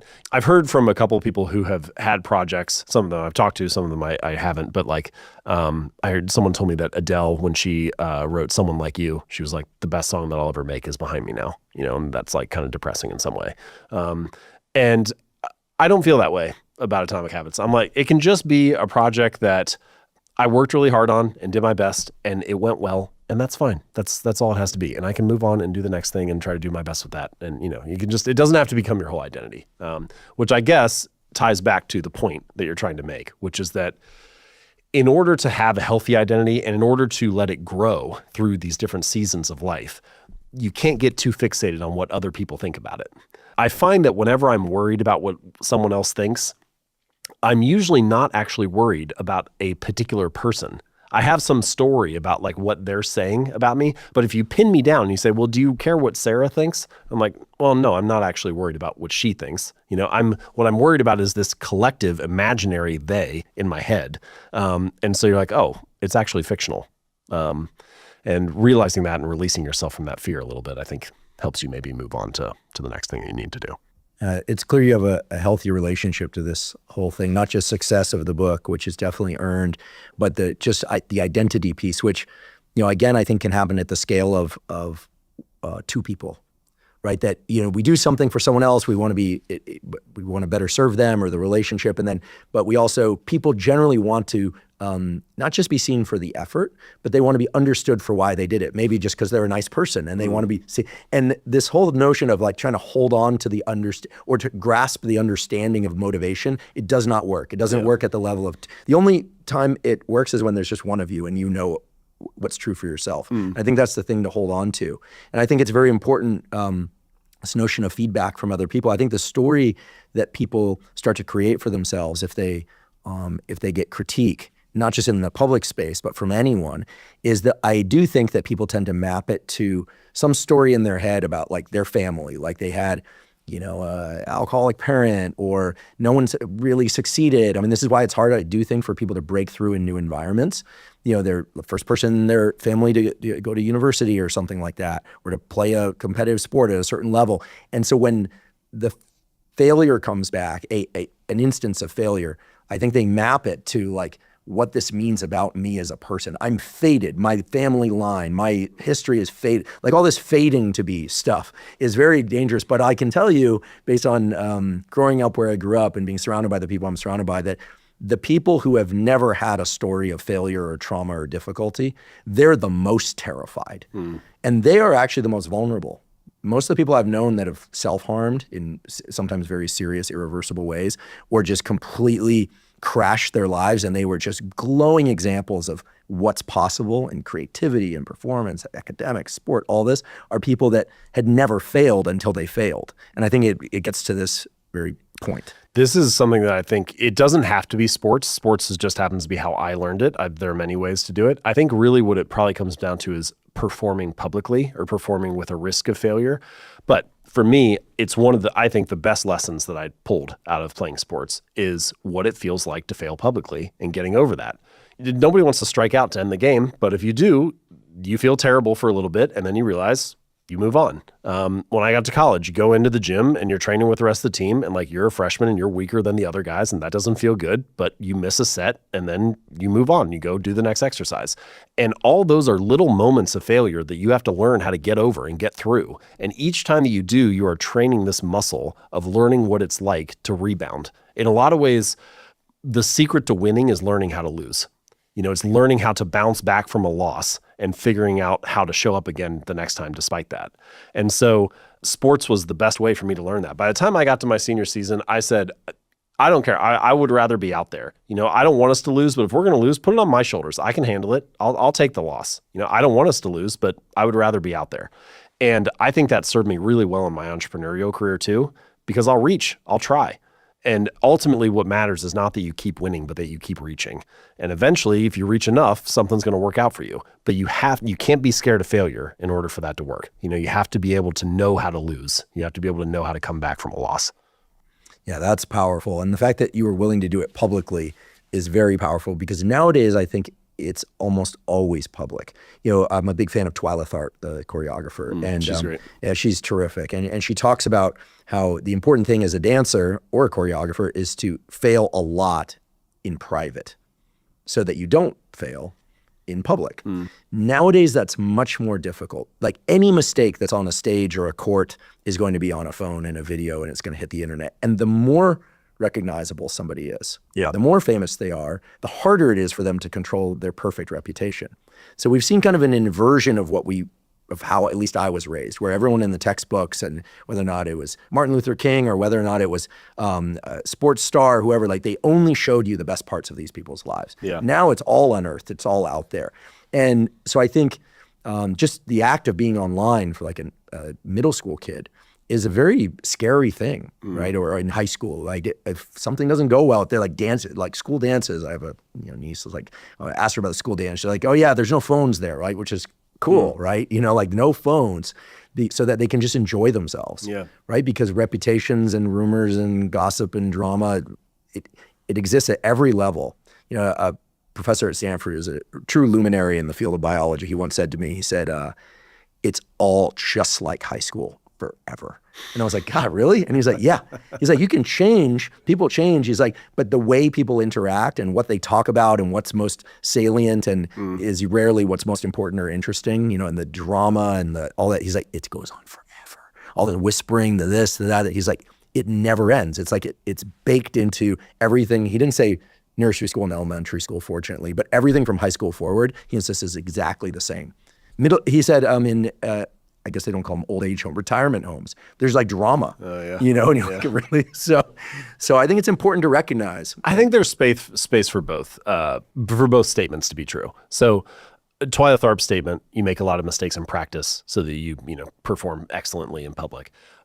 That's definitely true, right? Like when I was playing baseball or getting ready for a big test, my dad would sometimes say to me, if you're nervous before the performance or something, you're like worried how the game's going to go or worried about this test you're going to take, he would say, trust your preparation. Mm-hmm. And I think there's kind of two messages there. Like the first is, relax, you're going to be able to perform, whatever. But obviously the second hidden message is you better prepare, right? Like you need those reps in private in order to perform in public. And that I think is a durable truth that is consistent throughout life. Like the person who prepares is in a better position to win. Mm-hmm. But then it's also true that things are more public now than they've ever been before. I would say this is maybe one of the biggest downsides of your profile rising as you get more well-known through your work, is that it just creates less space where you can experiment and explore as much. It's a little bit harder for me to just like kind of run a lightweight experiment now. It's like if I make any announcement, it's like people are watching. Which is great. That's like a huge luxury to have, it's best possible outcome, but it just changes how you need to, I think what it means is you need to be a little more thoughtful about designing a place where you can experiment. Mm-hmm. And that's like your niece and them not having phones at the dance recital. They're trying to design a space where people can practice a little bit more easily without everything being judged as much. So I do think you still need what Twyla Tharp's recommending. You need a lot of reps, but then maybe now, in modern society, you need to be a little bit more careful about how you structure the spaces to make those reps possible. Yeah, you mentioned this song by Adele and her feeling or her conclusion that was the peak. I think we have to be careful about concluding what's the peak. I think we also have to be careful about just continuing to pursue one peak after the next. Because as you said earlier, there's certain things that are their legacy, like they really last. There's one thing I really love about books, music, poetry, art of all kinds. There are other examples, of course, is that they last forever. They're durable. Yeah. It's a durable medium. Yeah. What doesn't last, I should just by a counterexample, is anything that's in the media. The turnover cycle it just doesn't last. I sometimes think about what's really legacy content on the internet, and I think a couple of things come to mind. It's just a partial list, but the 2015 commencement speech that Steve Jobs gave at Stanford, I think stands as legacy content, is great value to many people. There are so many TED Talks, and many of them are excellent. Very few get signal to noise that you could predict will make them on there 15 years from now. But if we were to look at scientific publishing, the same thing is true. Right, there are very few papers that stand the test of time, not because they were wrong, but they get replaced by a kind of a field, a review. Academic reviews basically come to replace the papers that they describe over time. So I think seeking legacy is dangerous, and it brings us back to this question of like how to construct the day, because at the far extreme is kind of a life, a career, a legacy. I'd like to talk a little bit about the day, the unit of the day. You've talked about never failing twice in a row. Is that day to day, or is that morning, afternoon, 2 failures, you're done? Yeah. I did hear one time, I think Gretchen Rubin was the one who said you should split a day into 4 quarters. You got morning, afternoon, evening, and then nighttime, or that's what I do. Definitely. Yeah. And then it's like if you lose the first quarter, well, that's all right. You can still come back and win the next quarter. It kind of gives you permission for the day to not be a wash. I do think that's a mistake people make sometimes. They get off on a bad start and they're like, oh, the whole day is ruined. Let's reset and try to think in a lot of ways living a good life is figuring out a way to have a good day, even when things don't go your way. If you have that ability to bounce back and make something of the day, even when it's not optimal, that's good. You position yourself to have a good life because things are not always going to go your way. Never miss twice is an idea that it's an encouragement. It's an attitude, right? That you show up and you've been following a new diet for 8 days, and then on the 9th day you binge eat a pizza, and you're like, well, I wish that hadn't happened, but never miss twice. Let's get back on track tomorrow. Or in my case, I wrote a new article every Monday and Thursday. That was the habit that kind of launched my writing career. If I miss on Monday, I wish that hadn't happened, but let's make sure I get one out on Thursday. And the real insight here, what you really learn when you look at top performers across many domains, is that they make mistakes like everybody else. Everybody's human, but they tend to get back on track quickly. And if the reclaiming of a habit is fast, the breaking of it doesn't matter that much. You get to the end of the year and it's just a little blip on the radar. But it's missing a habit and letting slipping up once turn into not doing it for 3 months. That's the real problem. And so you're trying to course correct quickly. That's what Never Miss Twice is really about. You could break it down within a day if it's a habit that you're doing multiple times a day. Sure, but I think the real thing is trying to build this ability to rebound quickly. And to me, that's also the danger of quote unquote optimization as most people perceive it. They figure if they miss the optimal window to work or the optimal window to work out, then it's over. Yeah. And I think there's advantages to understanding when one is at their mental or physical peak and trying to schedule things that way. Sure. But also having flexibility. I feel like you would be the perfect person to answer some of this, but this is how I first started thinking about intermittent fasting was, it's like, well, if everybody was so wrapped up in when exactly you were eating. And I was like, if you got the same amount of calories in a 24-hour period and you just spaced it out differently, one person's eating every hour, one person's eating every 6 hours, one person only eats it all in an 8-hour window, whatever.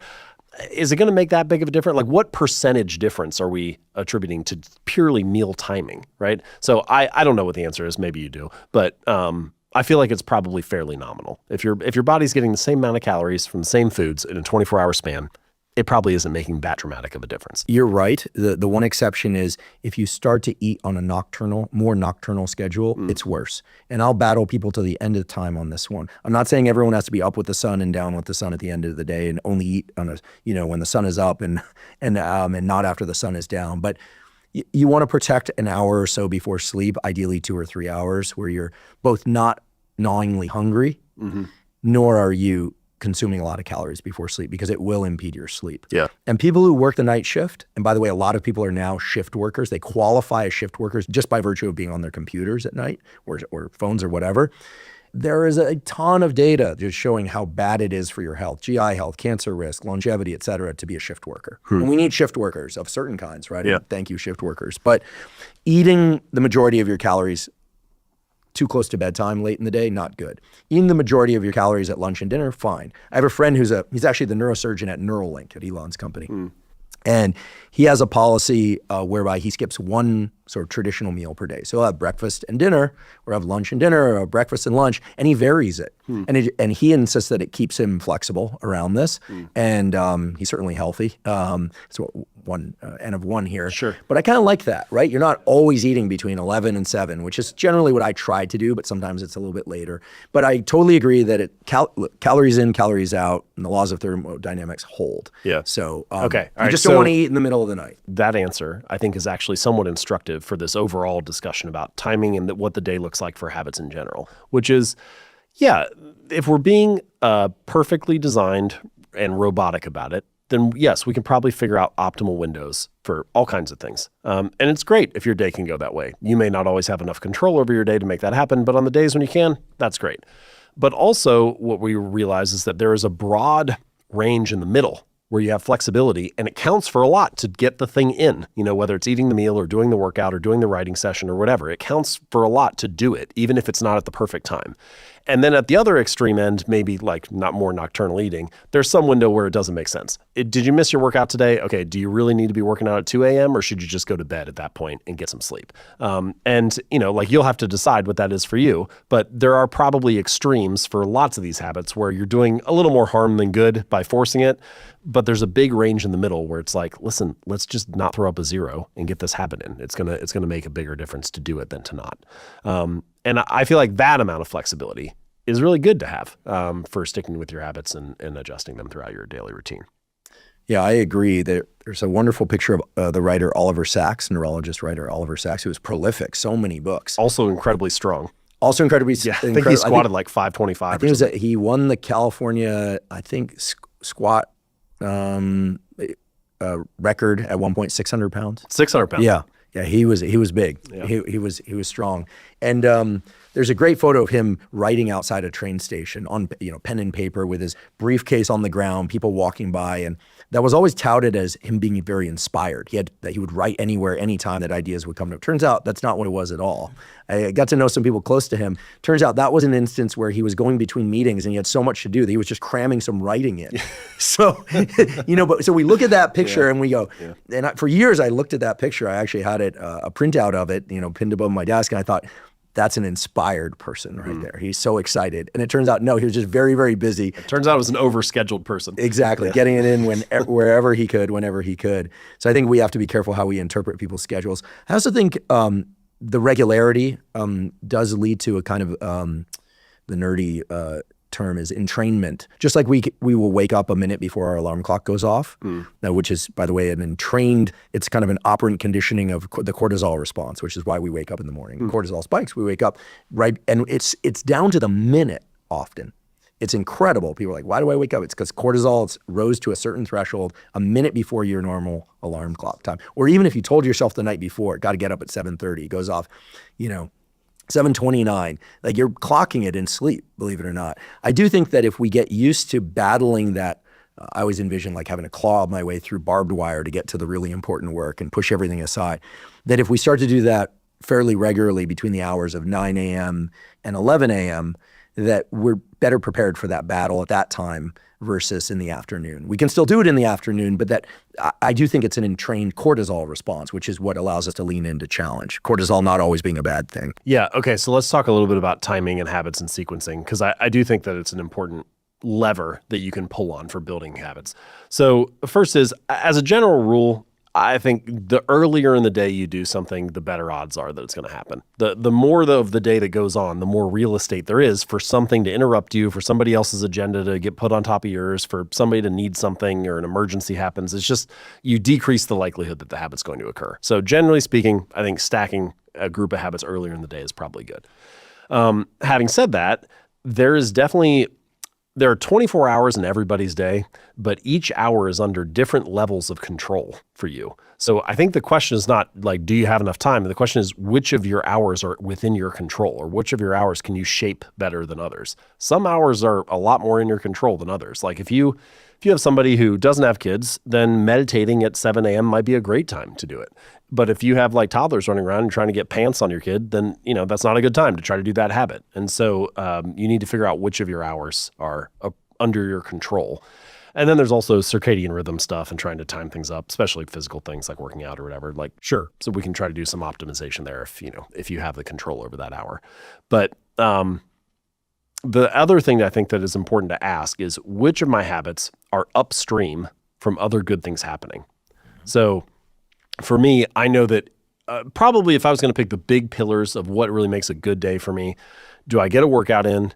Do I read? It really doesn't even have to be long. It could just be 5 minutes, but do I do any reading? And then do I write one sentence? Those are kind of my like measures. Now, of course, for me, the hardest part is choosing what to write. Once I actually pick what I'm writing about, then it's easy for me to get going further. So I know that there's a lot more that comes after that one sentence. But those are kind of the big professional ones that I'm like, if I do those three, I usually have a pretty good day. The reading and the writing are easier for me after I work out. So the workout is kind of the linchpin one. Why do you think that is? Is it that you dispel a certain amount of nervous energy? I think some of it is just the post-workout high. I kind of have that clarity, an hour or two after I work out. So that I think that helps. I think some of it is also, I like to work out, not early in the morning, but in the morning. And I don't know, it just like gets me going for the day. It like changes my state. Mm-hmm. I feel more energized after that. What time do you wake up and what time do you tend to work out? Not that people should map exactly to this, but I'm just curious. Yeah, good caveat.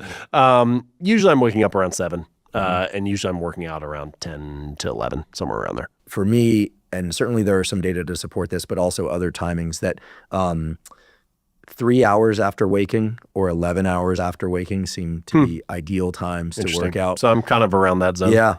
That's interesting. I mean, I think that I did not know that. But mentally and physically, probably due to changes in body temperature and circulation of that morning cortisol rise that wakes people up. We hear so much about cortisol being a stress hormone. We forget that morning cortisol needs to be very, very, very high in order to have low cortisol at night. If you don't, you have this kind of flat cortisol curve, as they call it, sets you up for insomnia, anxiety, a bunch of things that are really bad. Cortisol has gotten a bad rap.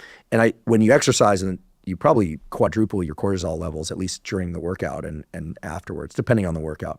So if you're stacking all your cortisol earlier, it's like a wave front for the rest of the day. And I'm guessing that's probably what you're tapping into. That's interesting. Yeah. So that makes sense. That adds up to me as an explanation. And then the other thing is the writing is way easier if I do the reading first.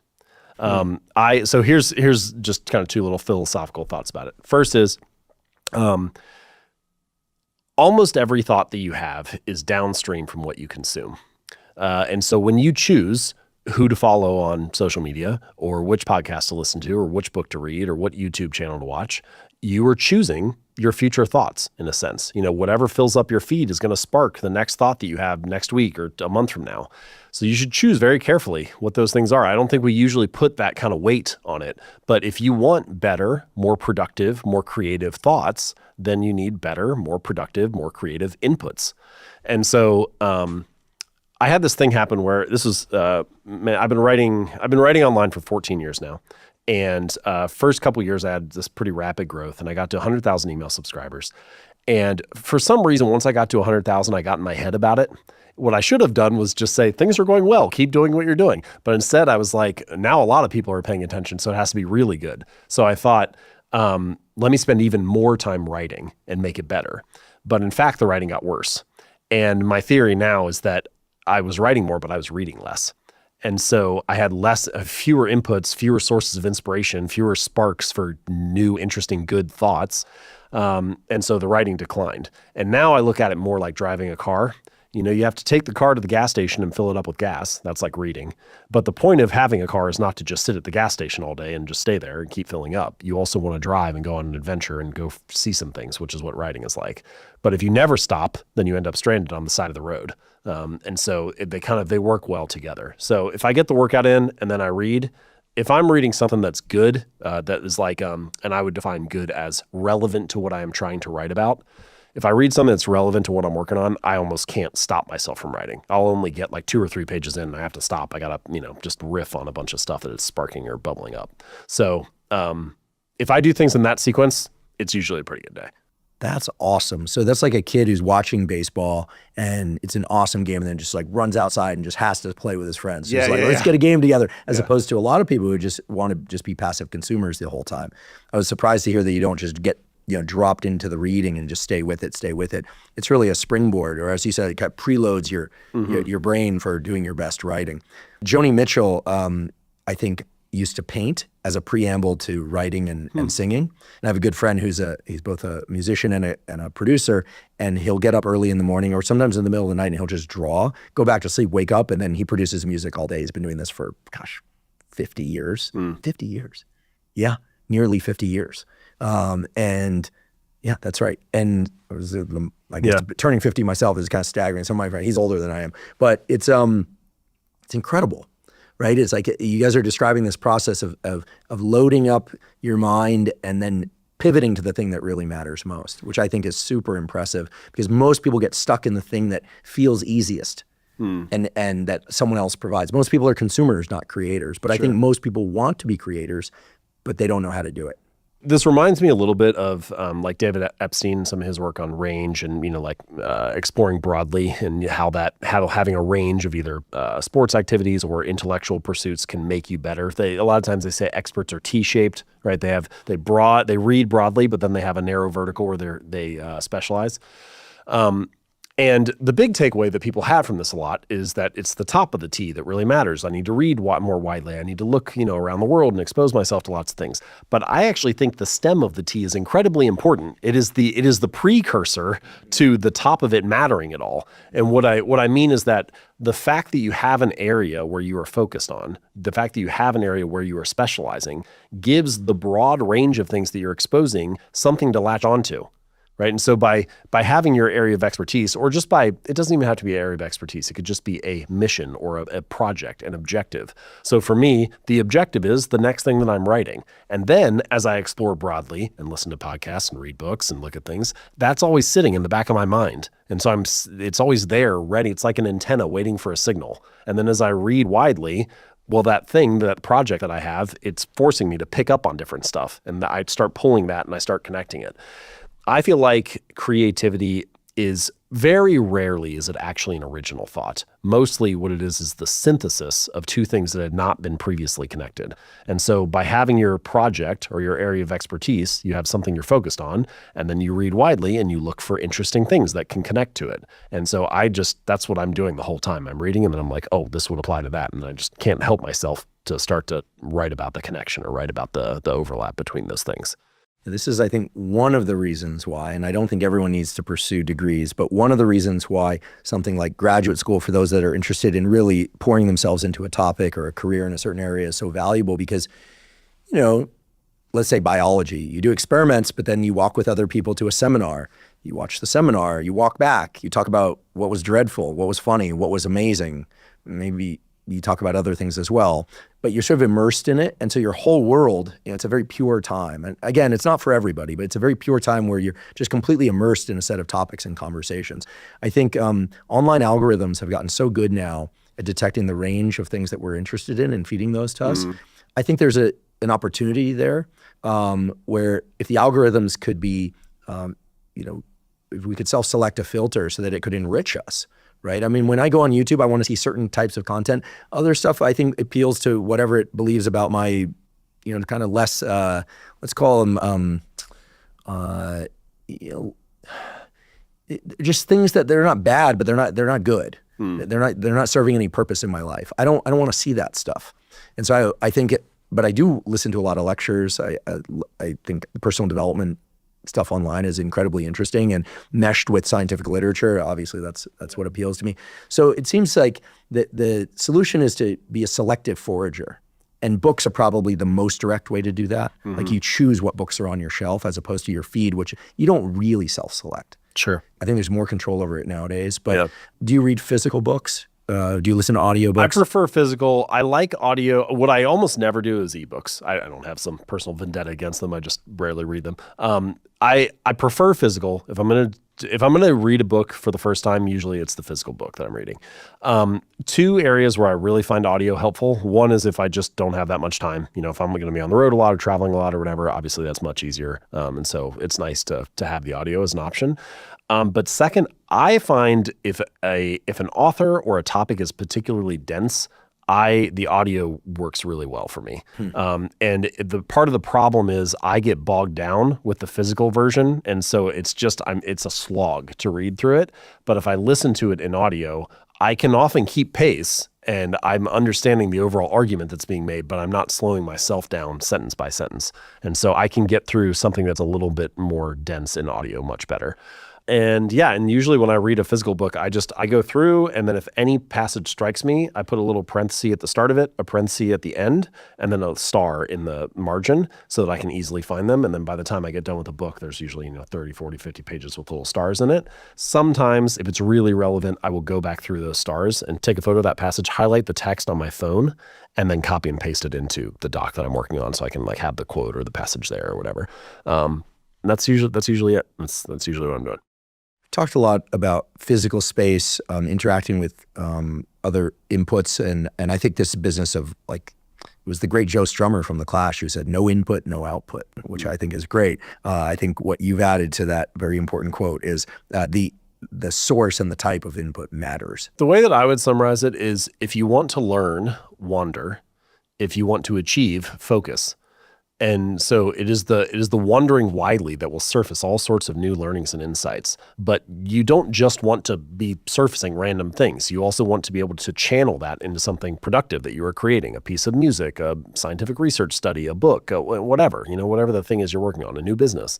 And so having a narrow vertical where you are focusing, a project where you are dedicated to, gives that wandering somewhere to live, something to contribute to.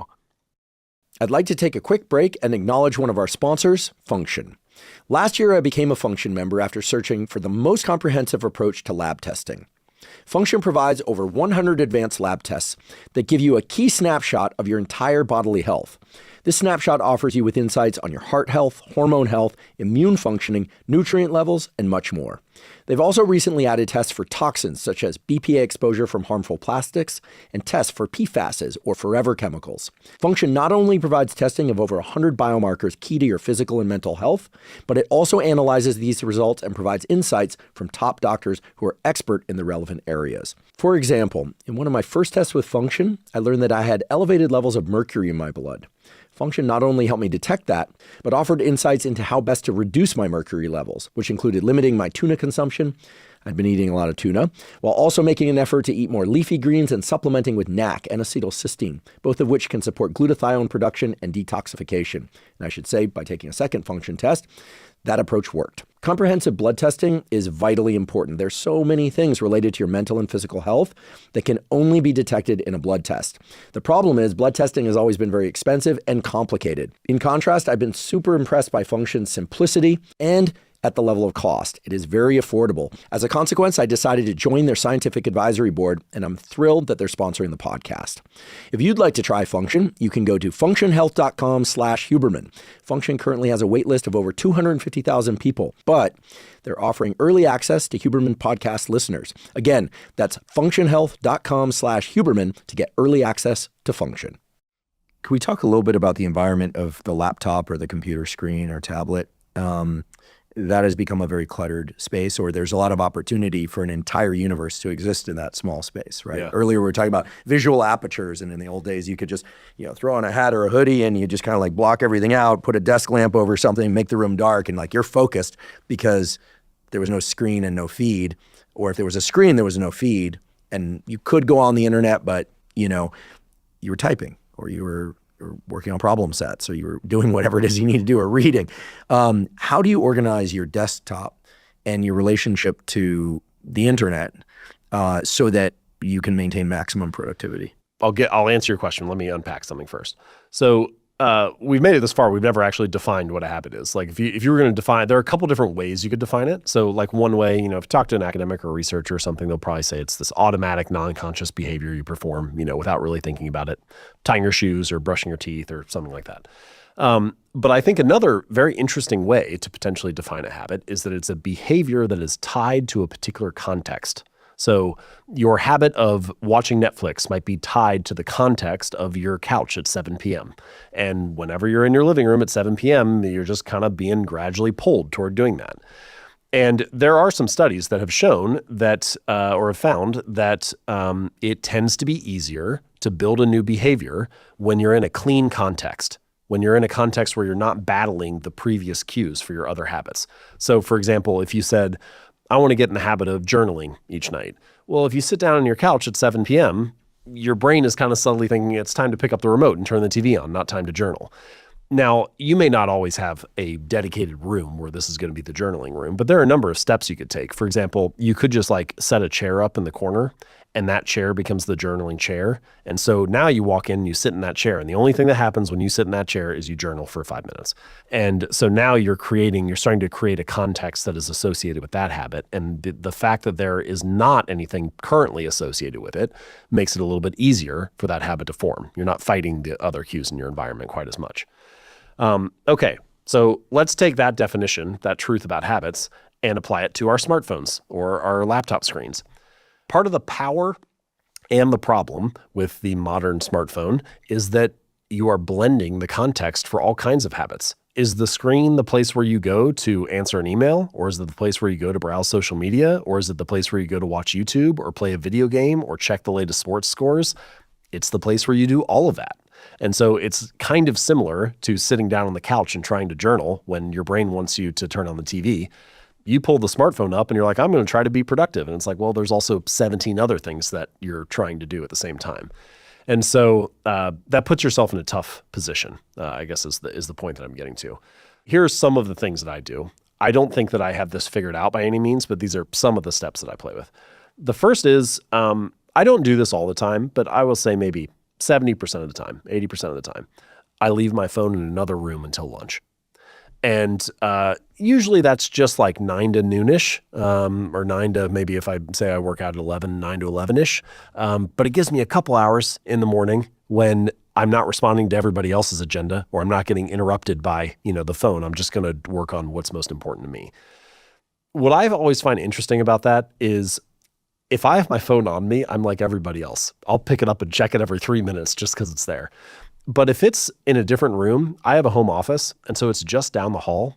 It's only like 30 seconds away, but I never go get it. Mm-hmm. And I'm like, well, did I want it or not? In the one sense, I wanted it so bad that I would check it every 3 minutes when it was next to me. But in the other sense, I never wanted it badly enough that I would work for 30 seconds to go get it. A lot of your habits are like that. if you introduce a little bit of friction, they will kind of curtail themselves to the desired degree. So anyway, that's the first one, is try to separate myself from it. The second thing is, on the screen itself, there are things that you can do. So when I wanted to listen to more audiobooks, for example, that was when the pandemic hit. That was one thing that I told myself. I was like, all right, I'm going to be at home more. Let me try to get more reading in. So I downloaded Audible for audiobooks, and I moved it to the home screen of my phone. I took all the other apps and I moved them to the second screen. Now, does that mean that I'm never going to check Instagram again, or never going to, no, but it does mean that whenever I open up my phone, the visual cue that I see is reminding me of what I want to try to do.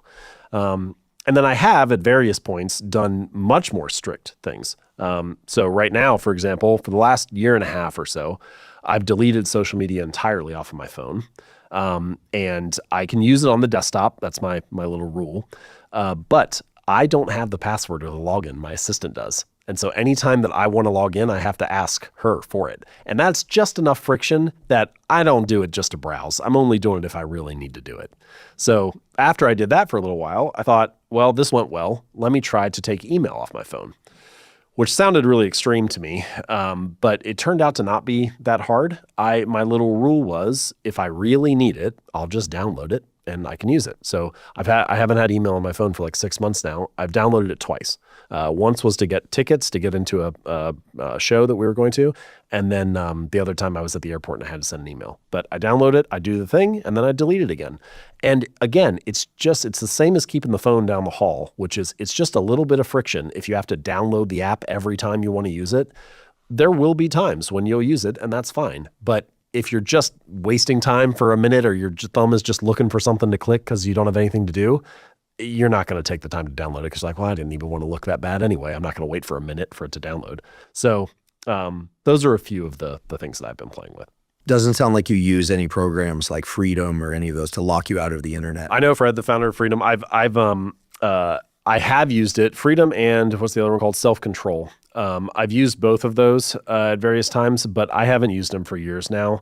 I got into this thing for a little while when I was actually working on writing Atomic Habits. I tried to lock everything down, not just social media. It was like ESPN.com, like what, I don't want to allow myself to use the internet, basically. But then I realized, well, I still need to be able to research stuff and get to things. So my list of blocked websites got kind of unwieldy. And it was fine, but I don't know. It was fine. I don't have anything bad to say about it, but it's not a strategy that I've used long term. I've used Freedom a little bit. I don't really struggle with getting on the internet if I have tasks to do on my computer. Yeah. I do think the phone thing, people talk about the dopamine hits, et cetera, from the phone.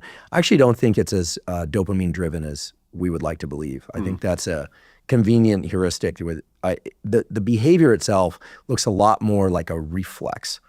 Or of, one person picks up their phone at dinner and then suddenly everyone does it. I don't think people are as conscious of what they're doing. It could also be called a habit, right? Yeah. And the cues are so many and so low level, but powerful, that I think people are just living in the reflex or the habit of picking up their phone and looking at it and scrolling it. Okay, I don't think there's much reward there in most cases, and it's harder to research in the lab. I mean, this has been done, but and listen, I think the discussion around too many dopamine rewards is a healthy discussion in general, but I think there's something kind of off about how we think about cell phone use. We're thinking about more in terms of rewards. Like, how many times have you picked up your phone, seen something and been like, oh, that's awesome, and then reflected on it later that day? Like, you might send it to somebody in the moment, but like, if you ask me, what did I see on social media yesterday that was super interesting? I'd say probably had something to do with a bulldog. I like bulldogs, but I can't really tell you. I'd have to really explore. If you ask me, like, what was really like something really cool that happened yesterday? Oh, I ran into an old friend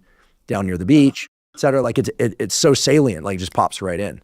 So I don't know. What are your thoughts about social media as a reward mechanism or a slot machine? I think about it more as a kind of like they tapped into kind of like an itch pathway that we just naturally scratch without even thinking about it. What I think is really interesting is, let's use this example of checking your phone and talk about the 4 laws of behavior change that we talked about before.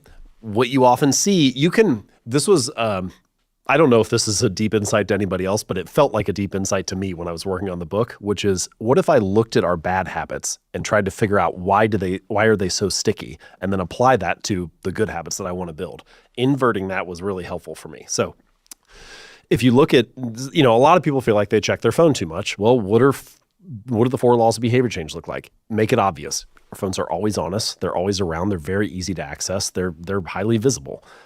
Make it attractive. There are lots of fun things, silly memes and video games and whatever. There's all kinds of interesting stuff happening on your phone. How many people are following me, whatever. There's lots of things to check there. Make it easy. So many of the apps are just striving to make it as frictionless as possible. Instagram will auto swipe albums for you so that you don't even have to swipe through the images. Like they'll do it for you.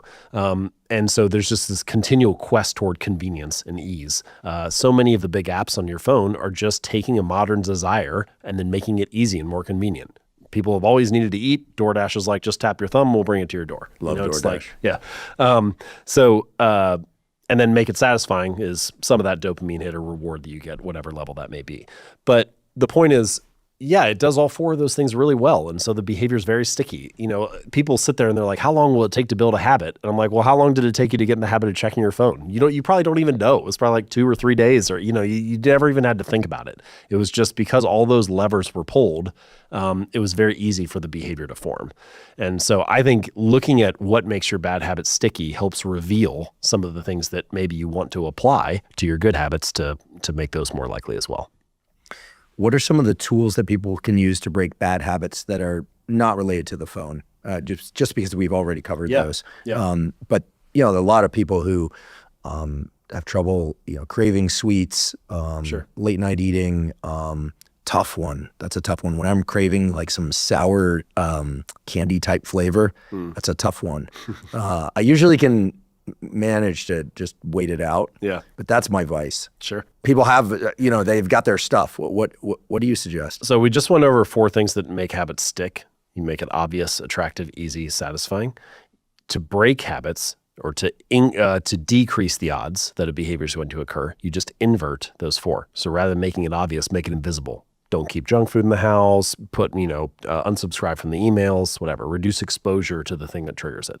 Rather than making it attractive, make it unattractive. This is the most difficult one for bad habits. It's not, I would say it's the last place you should probably focus, because once you learn that the sweet tastes good or that a donut is tasty, it's hard to rewire your brain to think something different. You would need to, I'll give you an example of it in a minute. But so rather than make it attractive, make it unattractive. Rather than making it easy, make it difficult. Increase friction, add steps between you and the behavior. I've heard from people who take the sweets and they put them on the highest shelf in the garage. So then they have to walk all the way out there and climb up to get them. You still know they're there. You can still get it, but you're just trying to find ways to increase friction. Say you want to smoke. If you have a pack of cigarettes on the table in front of you, that's really low friction. Like you need a lot of willpower to resist that. If the closest pack is 3 miles down the road at the grocery store, you still might get in the car and drive there, but it's a lot more friction.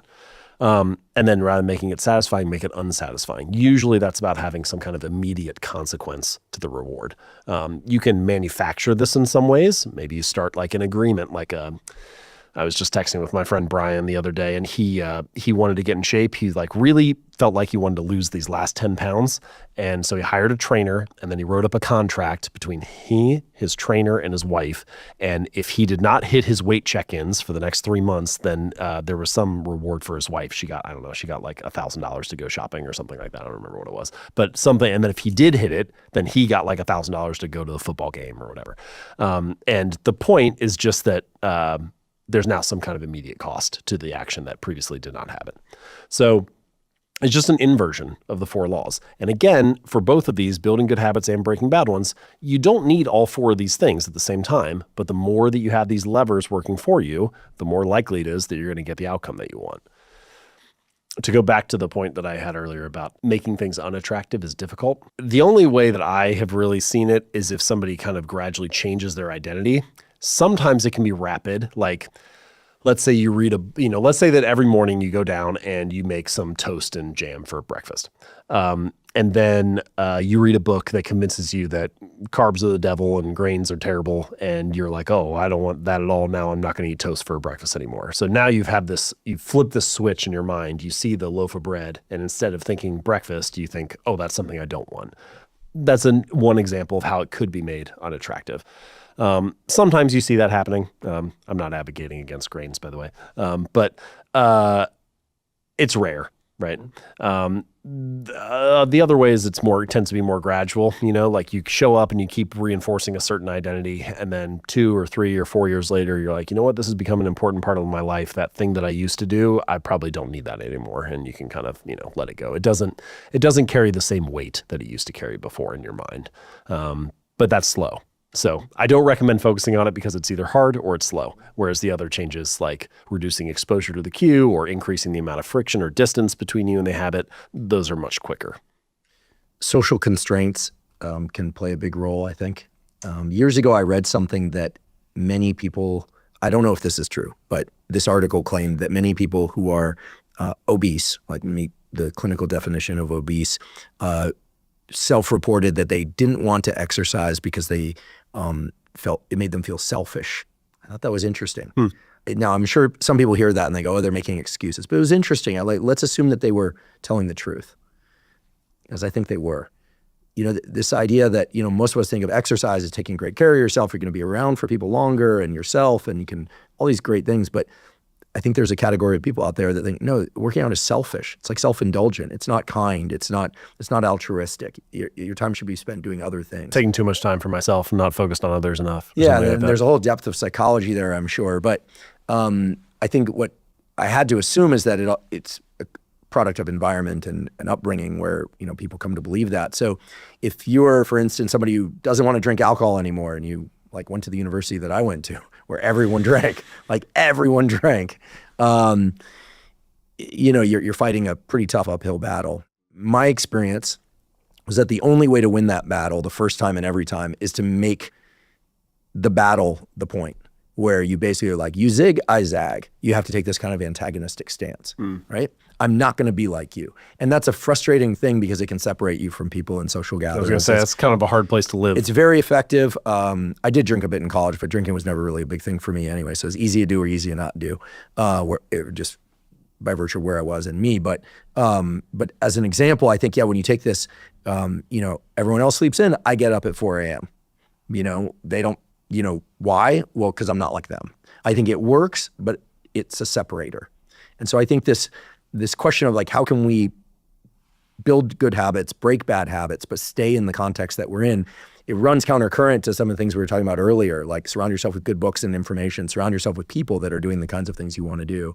And a lot of people are living in these landscapes where the people around them are going the wrong direction, or at least not supportive of the right direction. I think the hard part about what you just described is it's fight, not flow. Yeah. Right. It's what you were saying earlier. And it's possible to fight your environment for a while, but it's hard to live that way for the long run. Sometimes I almost view environment as like a form of gravity. And I mean both the physical environment and the social one. Physical environment is always nudging you to do certain things in certain spaces. Right now, I am sitting here because this is where the chair is.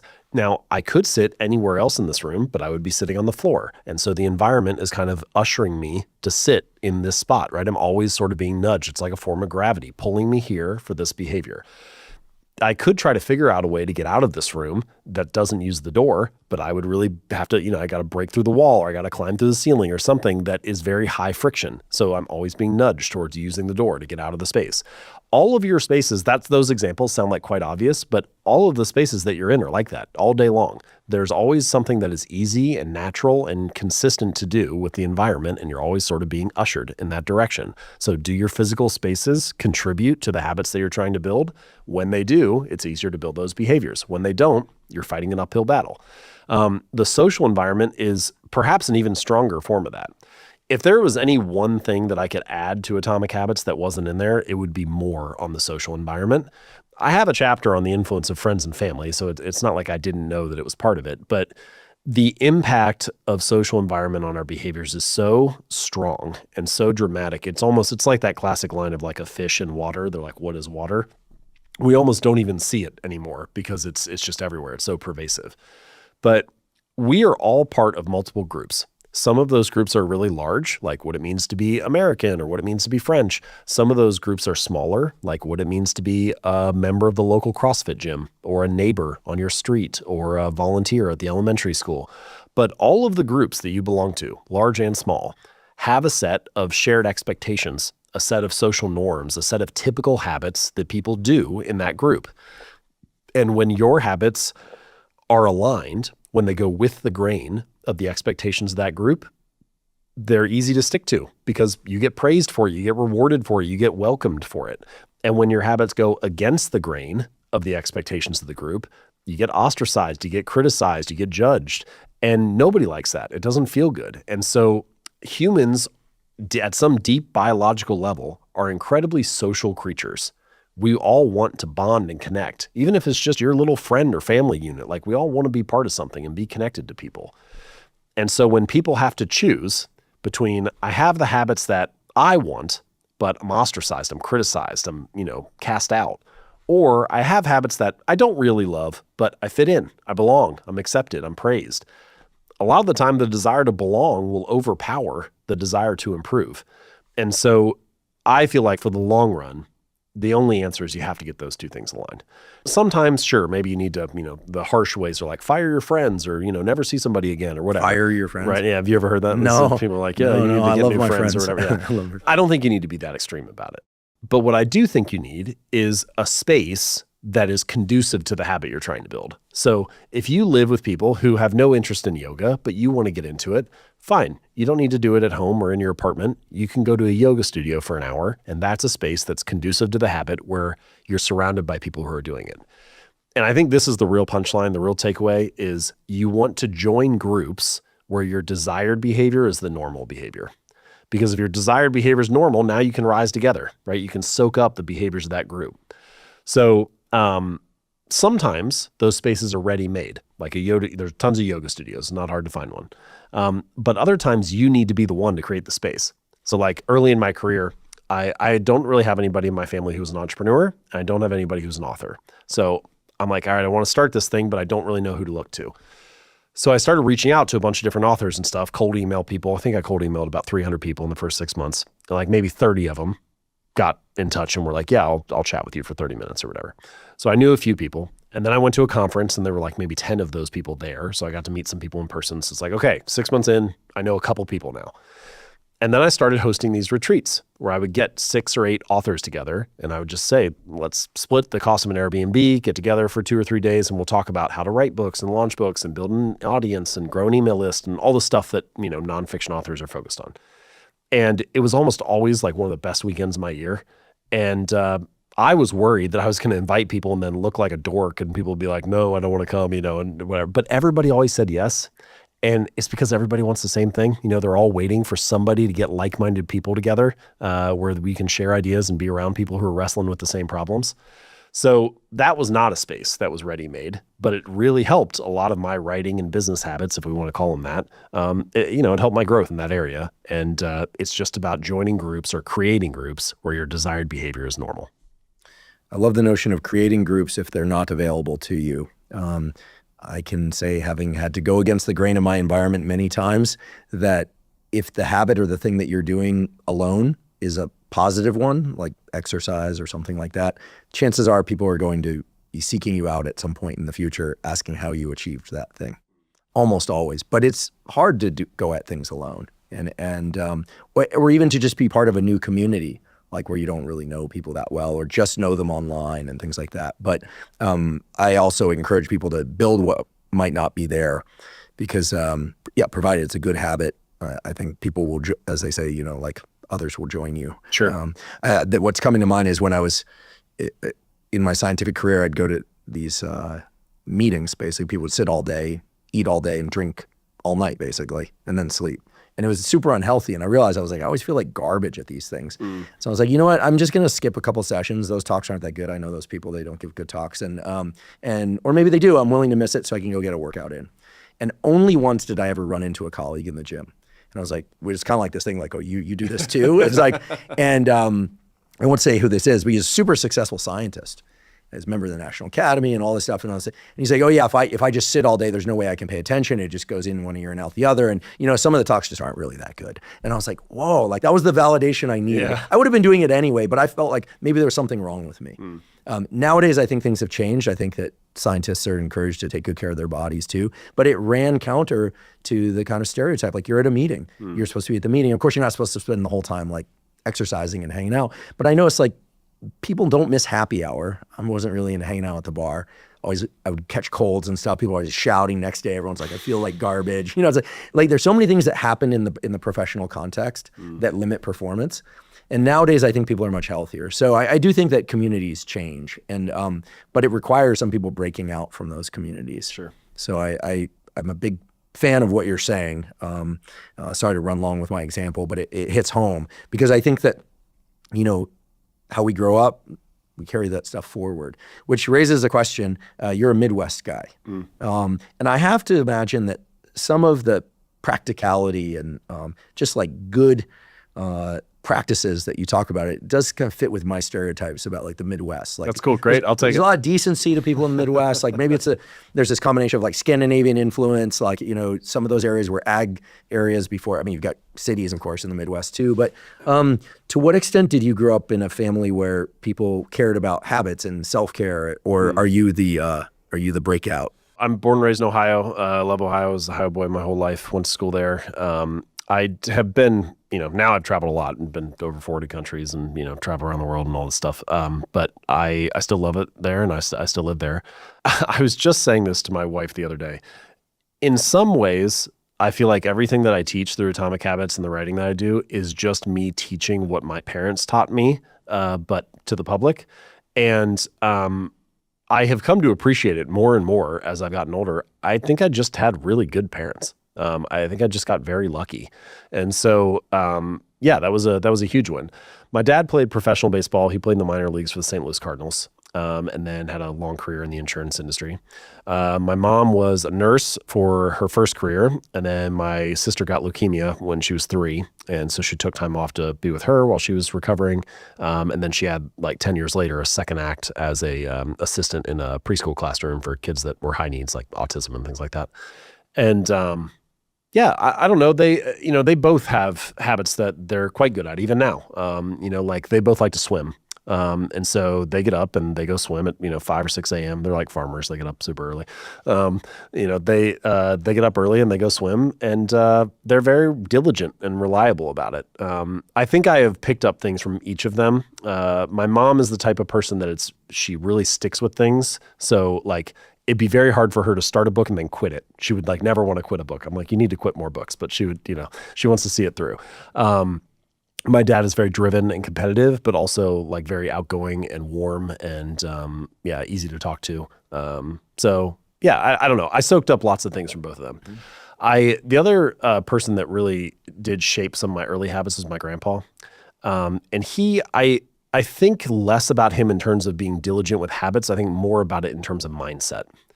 His big thing was always PMA, positive mental attitude. Is what he said. And so much of what I try to teach my kids now, or the outlook that I try to have, is around that. It's going into each day and trying to emphasize the good things that are going to happen, and trying to focus on and emphasize the good things that could happen or that I'm trying to do. There will always be hardships that come up, but I'm trying not to hold on to those too much. I'm kind of wary of anybody whose primary mode of operation is to be like a martyr. I feel like that's a draining type of person to be around. There are always things that are not going to go well, but that doesn't mean those have to be the ones that we live by each day. So I think that part of my mindset came from him. But the three of them definitely played a big role in my approach. Are your kids starting to adopt habits based on the things you've taught them? I mean, clearly you're teaching them things. You described some of those earlier. Do you notice those things starting to emerge reflexively? My kids are all still very young, but it's interesting how fast it happens. A couple lessons that I've had so far. The first is you are always teaching them. You are teaching before you even think you're teaching. Even before months before they'll say their first word, or you're teaching them how to talk. And so reading, like to my oldest, reading to her from the very start, we read more with her than the next two, just based on time. She had an incredible vocabulary very early on. And I think it's because we read to her so much. It was just hours a day. So that's interesting. You're always learning. And I think that applies to adults. It applies to everybody. Another way to phrase it would be every moment has a stimulus. And that stimulus is always shaping you. So mentally, it's shaping you in terms of what you're receiving or the inputs that you're taking in. Physically, there's also a stimulus. I got dinner with this guy one time who's like a movement specialist, and he spent the whole dinner sitting cross-legged in the chair in like perfect upright posture. And my takeaway after that dinner, I was talking to him about it because it's such a strange way to have dinner with somebody, is he was basically like, everything is a stimulus. And so I'm right now, you are not in the gym, but you are training your body how to sit and how to, what your posture looks like and how to respond to that stimulus. So he tries to live his whole day like that. It's almost like one ongoing workout session. I don't know that I could actually live that way, but I do think that it's a very interesting idea and it makes sense. All the things that your body's experiencing impact you, both physically and mentally. So that's one takeaway. And then the second takeaway for my kids and how habits are kind of, I'm learning in my personal life too, is so much of it is about putting them in good positions. And that is something that we all can learn from. If the conditions are right, then the habits form easily. And I think that in a lot of ways, one of the more important questions to ask is, am I creating the conditions for success? So I'll give you an example that I applied to my personal life. I've had a good exercise habit, a good workout and training program for the last 20 years or so. All the way through having our first kid, I did a really good job. I actually was in very good shape when our second was born. And then I had a year that was just tough. It was just, we had, little babies and it got harder. And then we decided to have a third. And I could just see that like, this was, my time is getting compressed. Atomic Habits is like runaway freight train. I'm trying to keep a hold of that. There's a lot of demands on time. And so I hired a trainer to start right around when our third was born.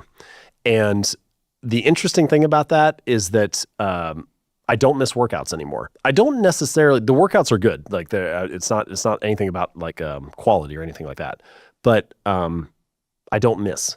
And it's just because he's showing up. Everybody in the house respects it. It's like, oh, this has to happen at this time. Somebody else is coming in.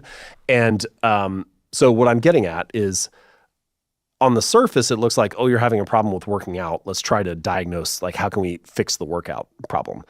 That really wasn't the problem. The problem wasn't me doing the workout. The problem was I needed to create the conditions for a workout to happen. And so I needed to create the conditions for success. And by doing that, suddenly everything else fell into place. And I think if you took that idea seriously and tried to apply it to whatever was important in your life, okay, you want to write a book? How are you creating the optimal conditions for writing to happen? You want to meditate more? How are you creating the conditions for a meditation session to be seamless and easy? And the more that you can do that stuff, the much more likely the habits are to occur. That's awesome. Thank you for giving us a picture, a bit of what your family landscape looks like. The reason I ask is I think many people will look to their parents and their upbringing and will say, gosh, they had some pretty bad habits and probably some good ones too, hopefully. And if they don't have any recollection, it's an opportunity to build out that story starting now. Yep. I think about this a lot. And I'm realizing as you tell me this, that much of what I think about when I think about my parents from my childhood is the habits they had. My dad took a walk after dinner with my mom.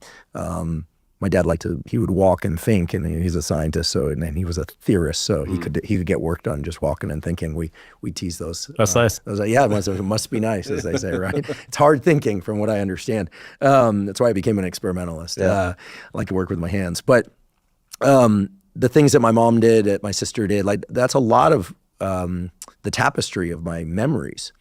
And I think that habits perhaps are playing a much bigger role in our lives than just these things that we're trying to like build or overcome or break. I think that they're a lot of the bedrock of what we call life, right? They form an enormous part of our lives. It's not just the habits themselves and the role of those play, which are critical, but it's also habits are the entry point or like the entrance ramp to so much of the conscious time or the other things that we do. Out of habit, you might pull your phone out and then the next 30 minutes are you doing things on your phone. That was all sparked by that initial reflex of pulling the phone out. And so in that way, habits are not only impacting our lives for the actual actions that they are, but also the actions that unfold as a natural consequence of doing those things. So they have a huge effect. The point that you made about looking at your parents' habits and inheriting maybe some of those and how those shape our lives. What are the odds that the first way that you learned to do something was the best way? It's very unlikely. One way, we've talked about multiple ways to define a habit, but another way to potentially define it is that habits, I think this comes from Jason Rea, who's a behavioral scientist, he said that habits are solutions to the recurring problems in our environment. So let's say you get done with a long day of work and you come back, you're kind of exhausted. Well, that happens, frequently. And so it's a recurring problem that you face. How do you solve that problem? One person might solve it by going for a run for 30 minutes. Another person might solve it by playing video games for 30 minutes. Another person might solve it by smoking a cigarette. And you can see there's a spectrum of whether these are healthy and productive or less healthy and less productive, but they all are trying to solve that same core problem. And what you find is that, you get to be 20 or 25 or 28, and a lot of the solutions that you have to these recurring problems that you face are solutions that you inherited or that you saw modeled by your parents or your friends or just, whatever you have interfaced with throughout your short life so far. And the realization that we need to eventually have is that it is as soon as you realize that your solutions may not be the best solution, it's now your responsibility to try to figure out a different way to do it. And that, I think, is the moment when you start to take ownership over your habits and see, okay, it's fine. I don't need to berate myself for doing things this way. I learned what I was exposed to, but there is probably a better way to do it. So now let me start to wrestle with that and try to figure out what are some different solutions that would solve that same problem that I keep facing. And maybe there's a healthier or more productive or a more beneficial way to do it. Awesome. James Clear, thank you so much for coming here and teaching us more about habit formation, habit breaking, and also for being willing to explore some of the neuroscience-y spaces that I rolled out onto the table. I really appreciate it. I'm a huge fan of the book and of the work you're doing. Maybe just mention for us what you're most excited about now. Yeah. Because everyone, if they haven't already read Atomic Habits, they absolutely should and incorporate the tools. But what are you on to now? Sure. So I'm excited about a lot of things. Thank you again for the opportunity. It's fun to chat. So, if you're looking for more on all this, what else can I do to make habits easy or obvious and so on? Atomic Habits is, the full guide there. I also have an Atomic Habits workbook that we're coming out with. So it just helps you operationalize some of the things. I understand the ideas in the book. How do I apply it to my actual life? So, you can fill out the exercises there. And then there's, we have an Atomic Habits daily calendar. It sounds like a silly thing, but it's a page a day. And I've been using it on my own. It's not out yet. It'll be out soon. There's something very human about needing to be reminded. And so it's nice to have just a simple daily reminder. They're like little mindset mantras, little reminders about how to build habits, and just one each day. And there's something nice about having it there. So I'm actually excited about this daily calendar. I am too. I think a one-pager is really useful, a one-pager per day. I usually put out an 8.5 by 11 divided. Mm-hmm. I mean, I have my system. It's not important right now, but but the 1 page per day thing is awesome. Is it a bound kind of workbook? So it's a little calendar that's spiral bound. And you just, you can flip one to the next. I had this idea, I had this years ago. I thought, what if I could hire a peak performance coach? And all they did was they just called me each morning at 8 a.m. and just gave me one mindset thing, but just 5 minutes, and just prime me for the day. And then I go into the day and I'm in the right frame of mind. And so this calendar is my attempt to kind of do that, where it's all you need is just read this one page and then go into your day. And so anyway, the Atomic Habits daily calendar. When can we expect that? It'll be out in a couple months. Yeah. Oh, great. Yeah. Okay. Well, read Atomic Habits if you haven't already, folks, and definitely check out the workbook. I'm going to get the calendar and the workbook. Those are two separate things? Yeah, they're two separate things. I'm definitely going to do that. I'm not just saying that. I know this wasn't all preloaded beforehand. I'm actually just I want to learn. I mean, I think I have decent habits, but it can always be better. Thank you so much for coming here and sharing all this knowledge. You gave us so many tools and a real framework to work with those tools.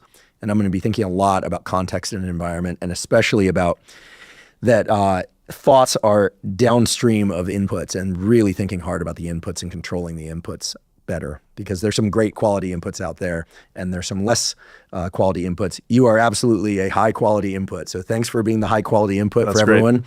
And come back again. Yeah, thank you. Thank you for joining me for today's discussion with James Clear. To learn more about his work and to find a link to his spectacular book, Atomic Habits, please see the link in the show note captions. If you're learning from and or enjoying this podcast, please subscribe to our YouTube channel. That's a terrific zero-cost way to support us. In addition, please follow the podcast by clicking the follow button on both Spotify and Apple. And on both Spotify and Apple, you can leave us up to a 5-star review. And you can now leave us comments at both Spotify and Apple. Please also check out the sponsors mentioned at the beginning and throughout today's episode. That's the best way to support this podcast. If you have questions for me or comments about the podcast, or guests or topics that you'd like me to consider for the Huberman Lab podcast, please put those in the comment section on YouTube. I do read all the comments. For those of you that haven't heard, I have a new book coming out. It's my very first book. It's entitled Protocols, an Operating Manual for the Human Body. This is a book that I've been working on for more than 5 years, and that's based on more than 30 years of research and experience. And it covers protocols for everything from sleep to exercise to stress control, protocols related to focus and motivation. And of course, I provide the scientific substantiation for the protocols that are included. The book is now available by pre-sale at protocolsbook.com. There you can find links to various vendors. You can pick the one that you like best. Again, the book is called Protocols, an Operating Manual for the Human Body. And if you're not already following me on social media, I am Huberman Lab on all social media platforms. So that's Instagram, X, Threads, Facebook, and LinkedIn. And on all those platforms, I discuss science and science-related tools, some of which overlaps with the content of the Huberman Lab podcast, but much of which is distinct from the information on the Huberman Lab podcast. Again, it's Huberman Lab on all social media platforms. And if you haven't already subscribed to our Neural Network newsletter, the Neural Network newsletter is a zero-cost monthly newsletter that includes podcast summaries as well as what we call protocols in the form of 1 to 3 page PDFs that cover everything from how to optimize your sleep, how to optimize dopamine, deliberate cold exposure. We have a foundational fitness protocol that covers cardiovascular training and resistance training. All of that is available completely zero cost. You simply go to hubermanlab.com, go to the menu tab in the top right corner, scroll down to newsletter, and enter your email. And I should emphasize that we do not share your email with anybody. Thank you once again for joining me for today's discussion with James Clear. And last, but certainly not least, thank you for your interest in science.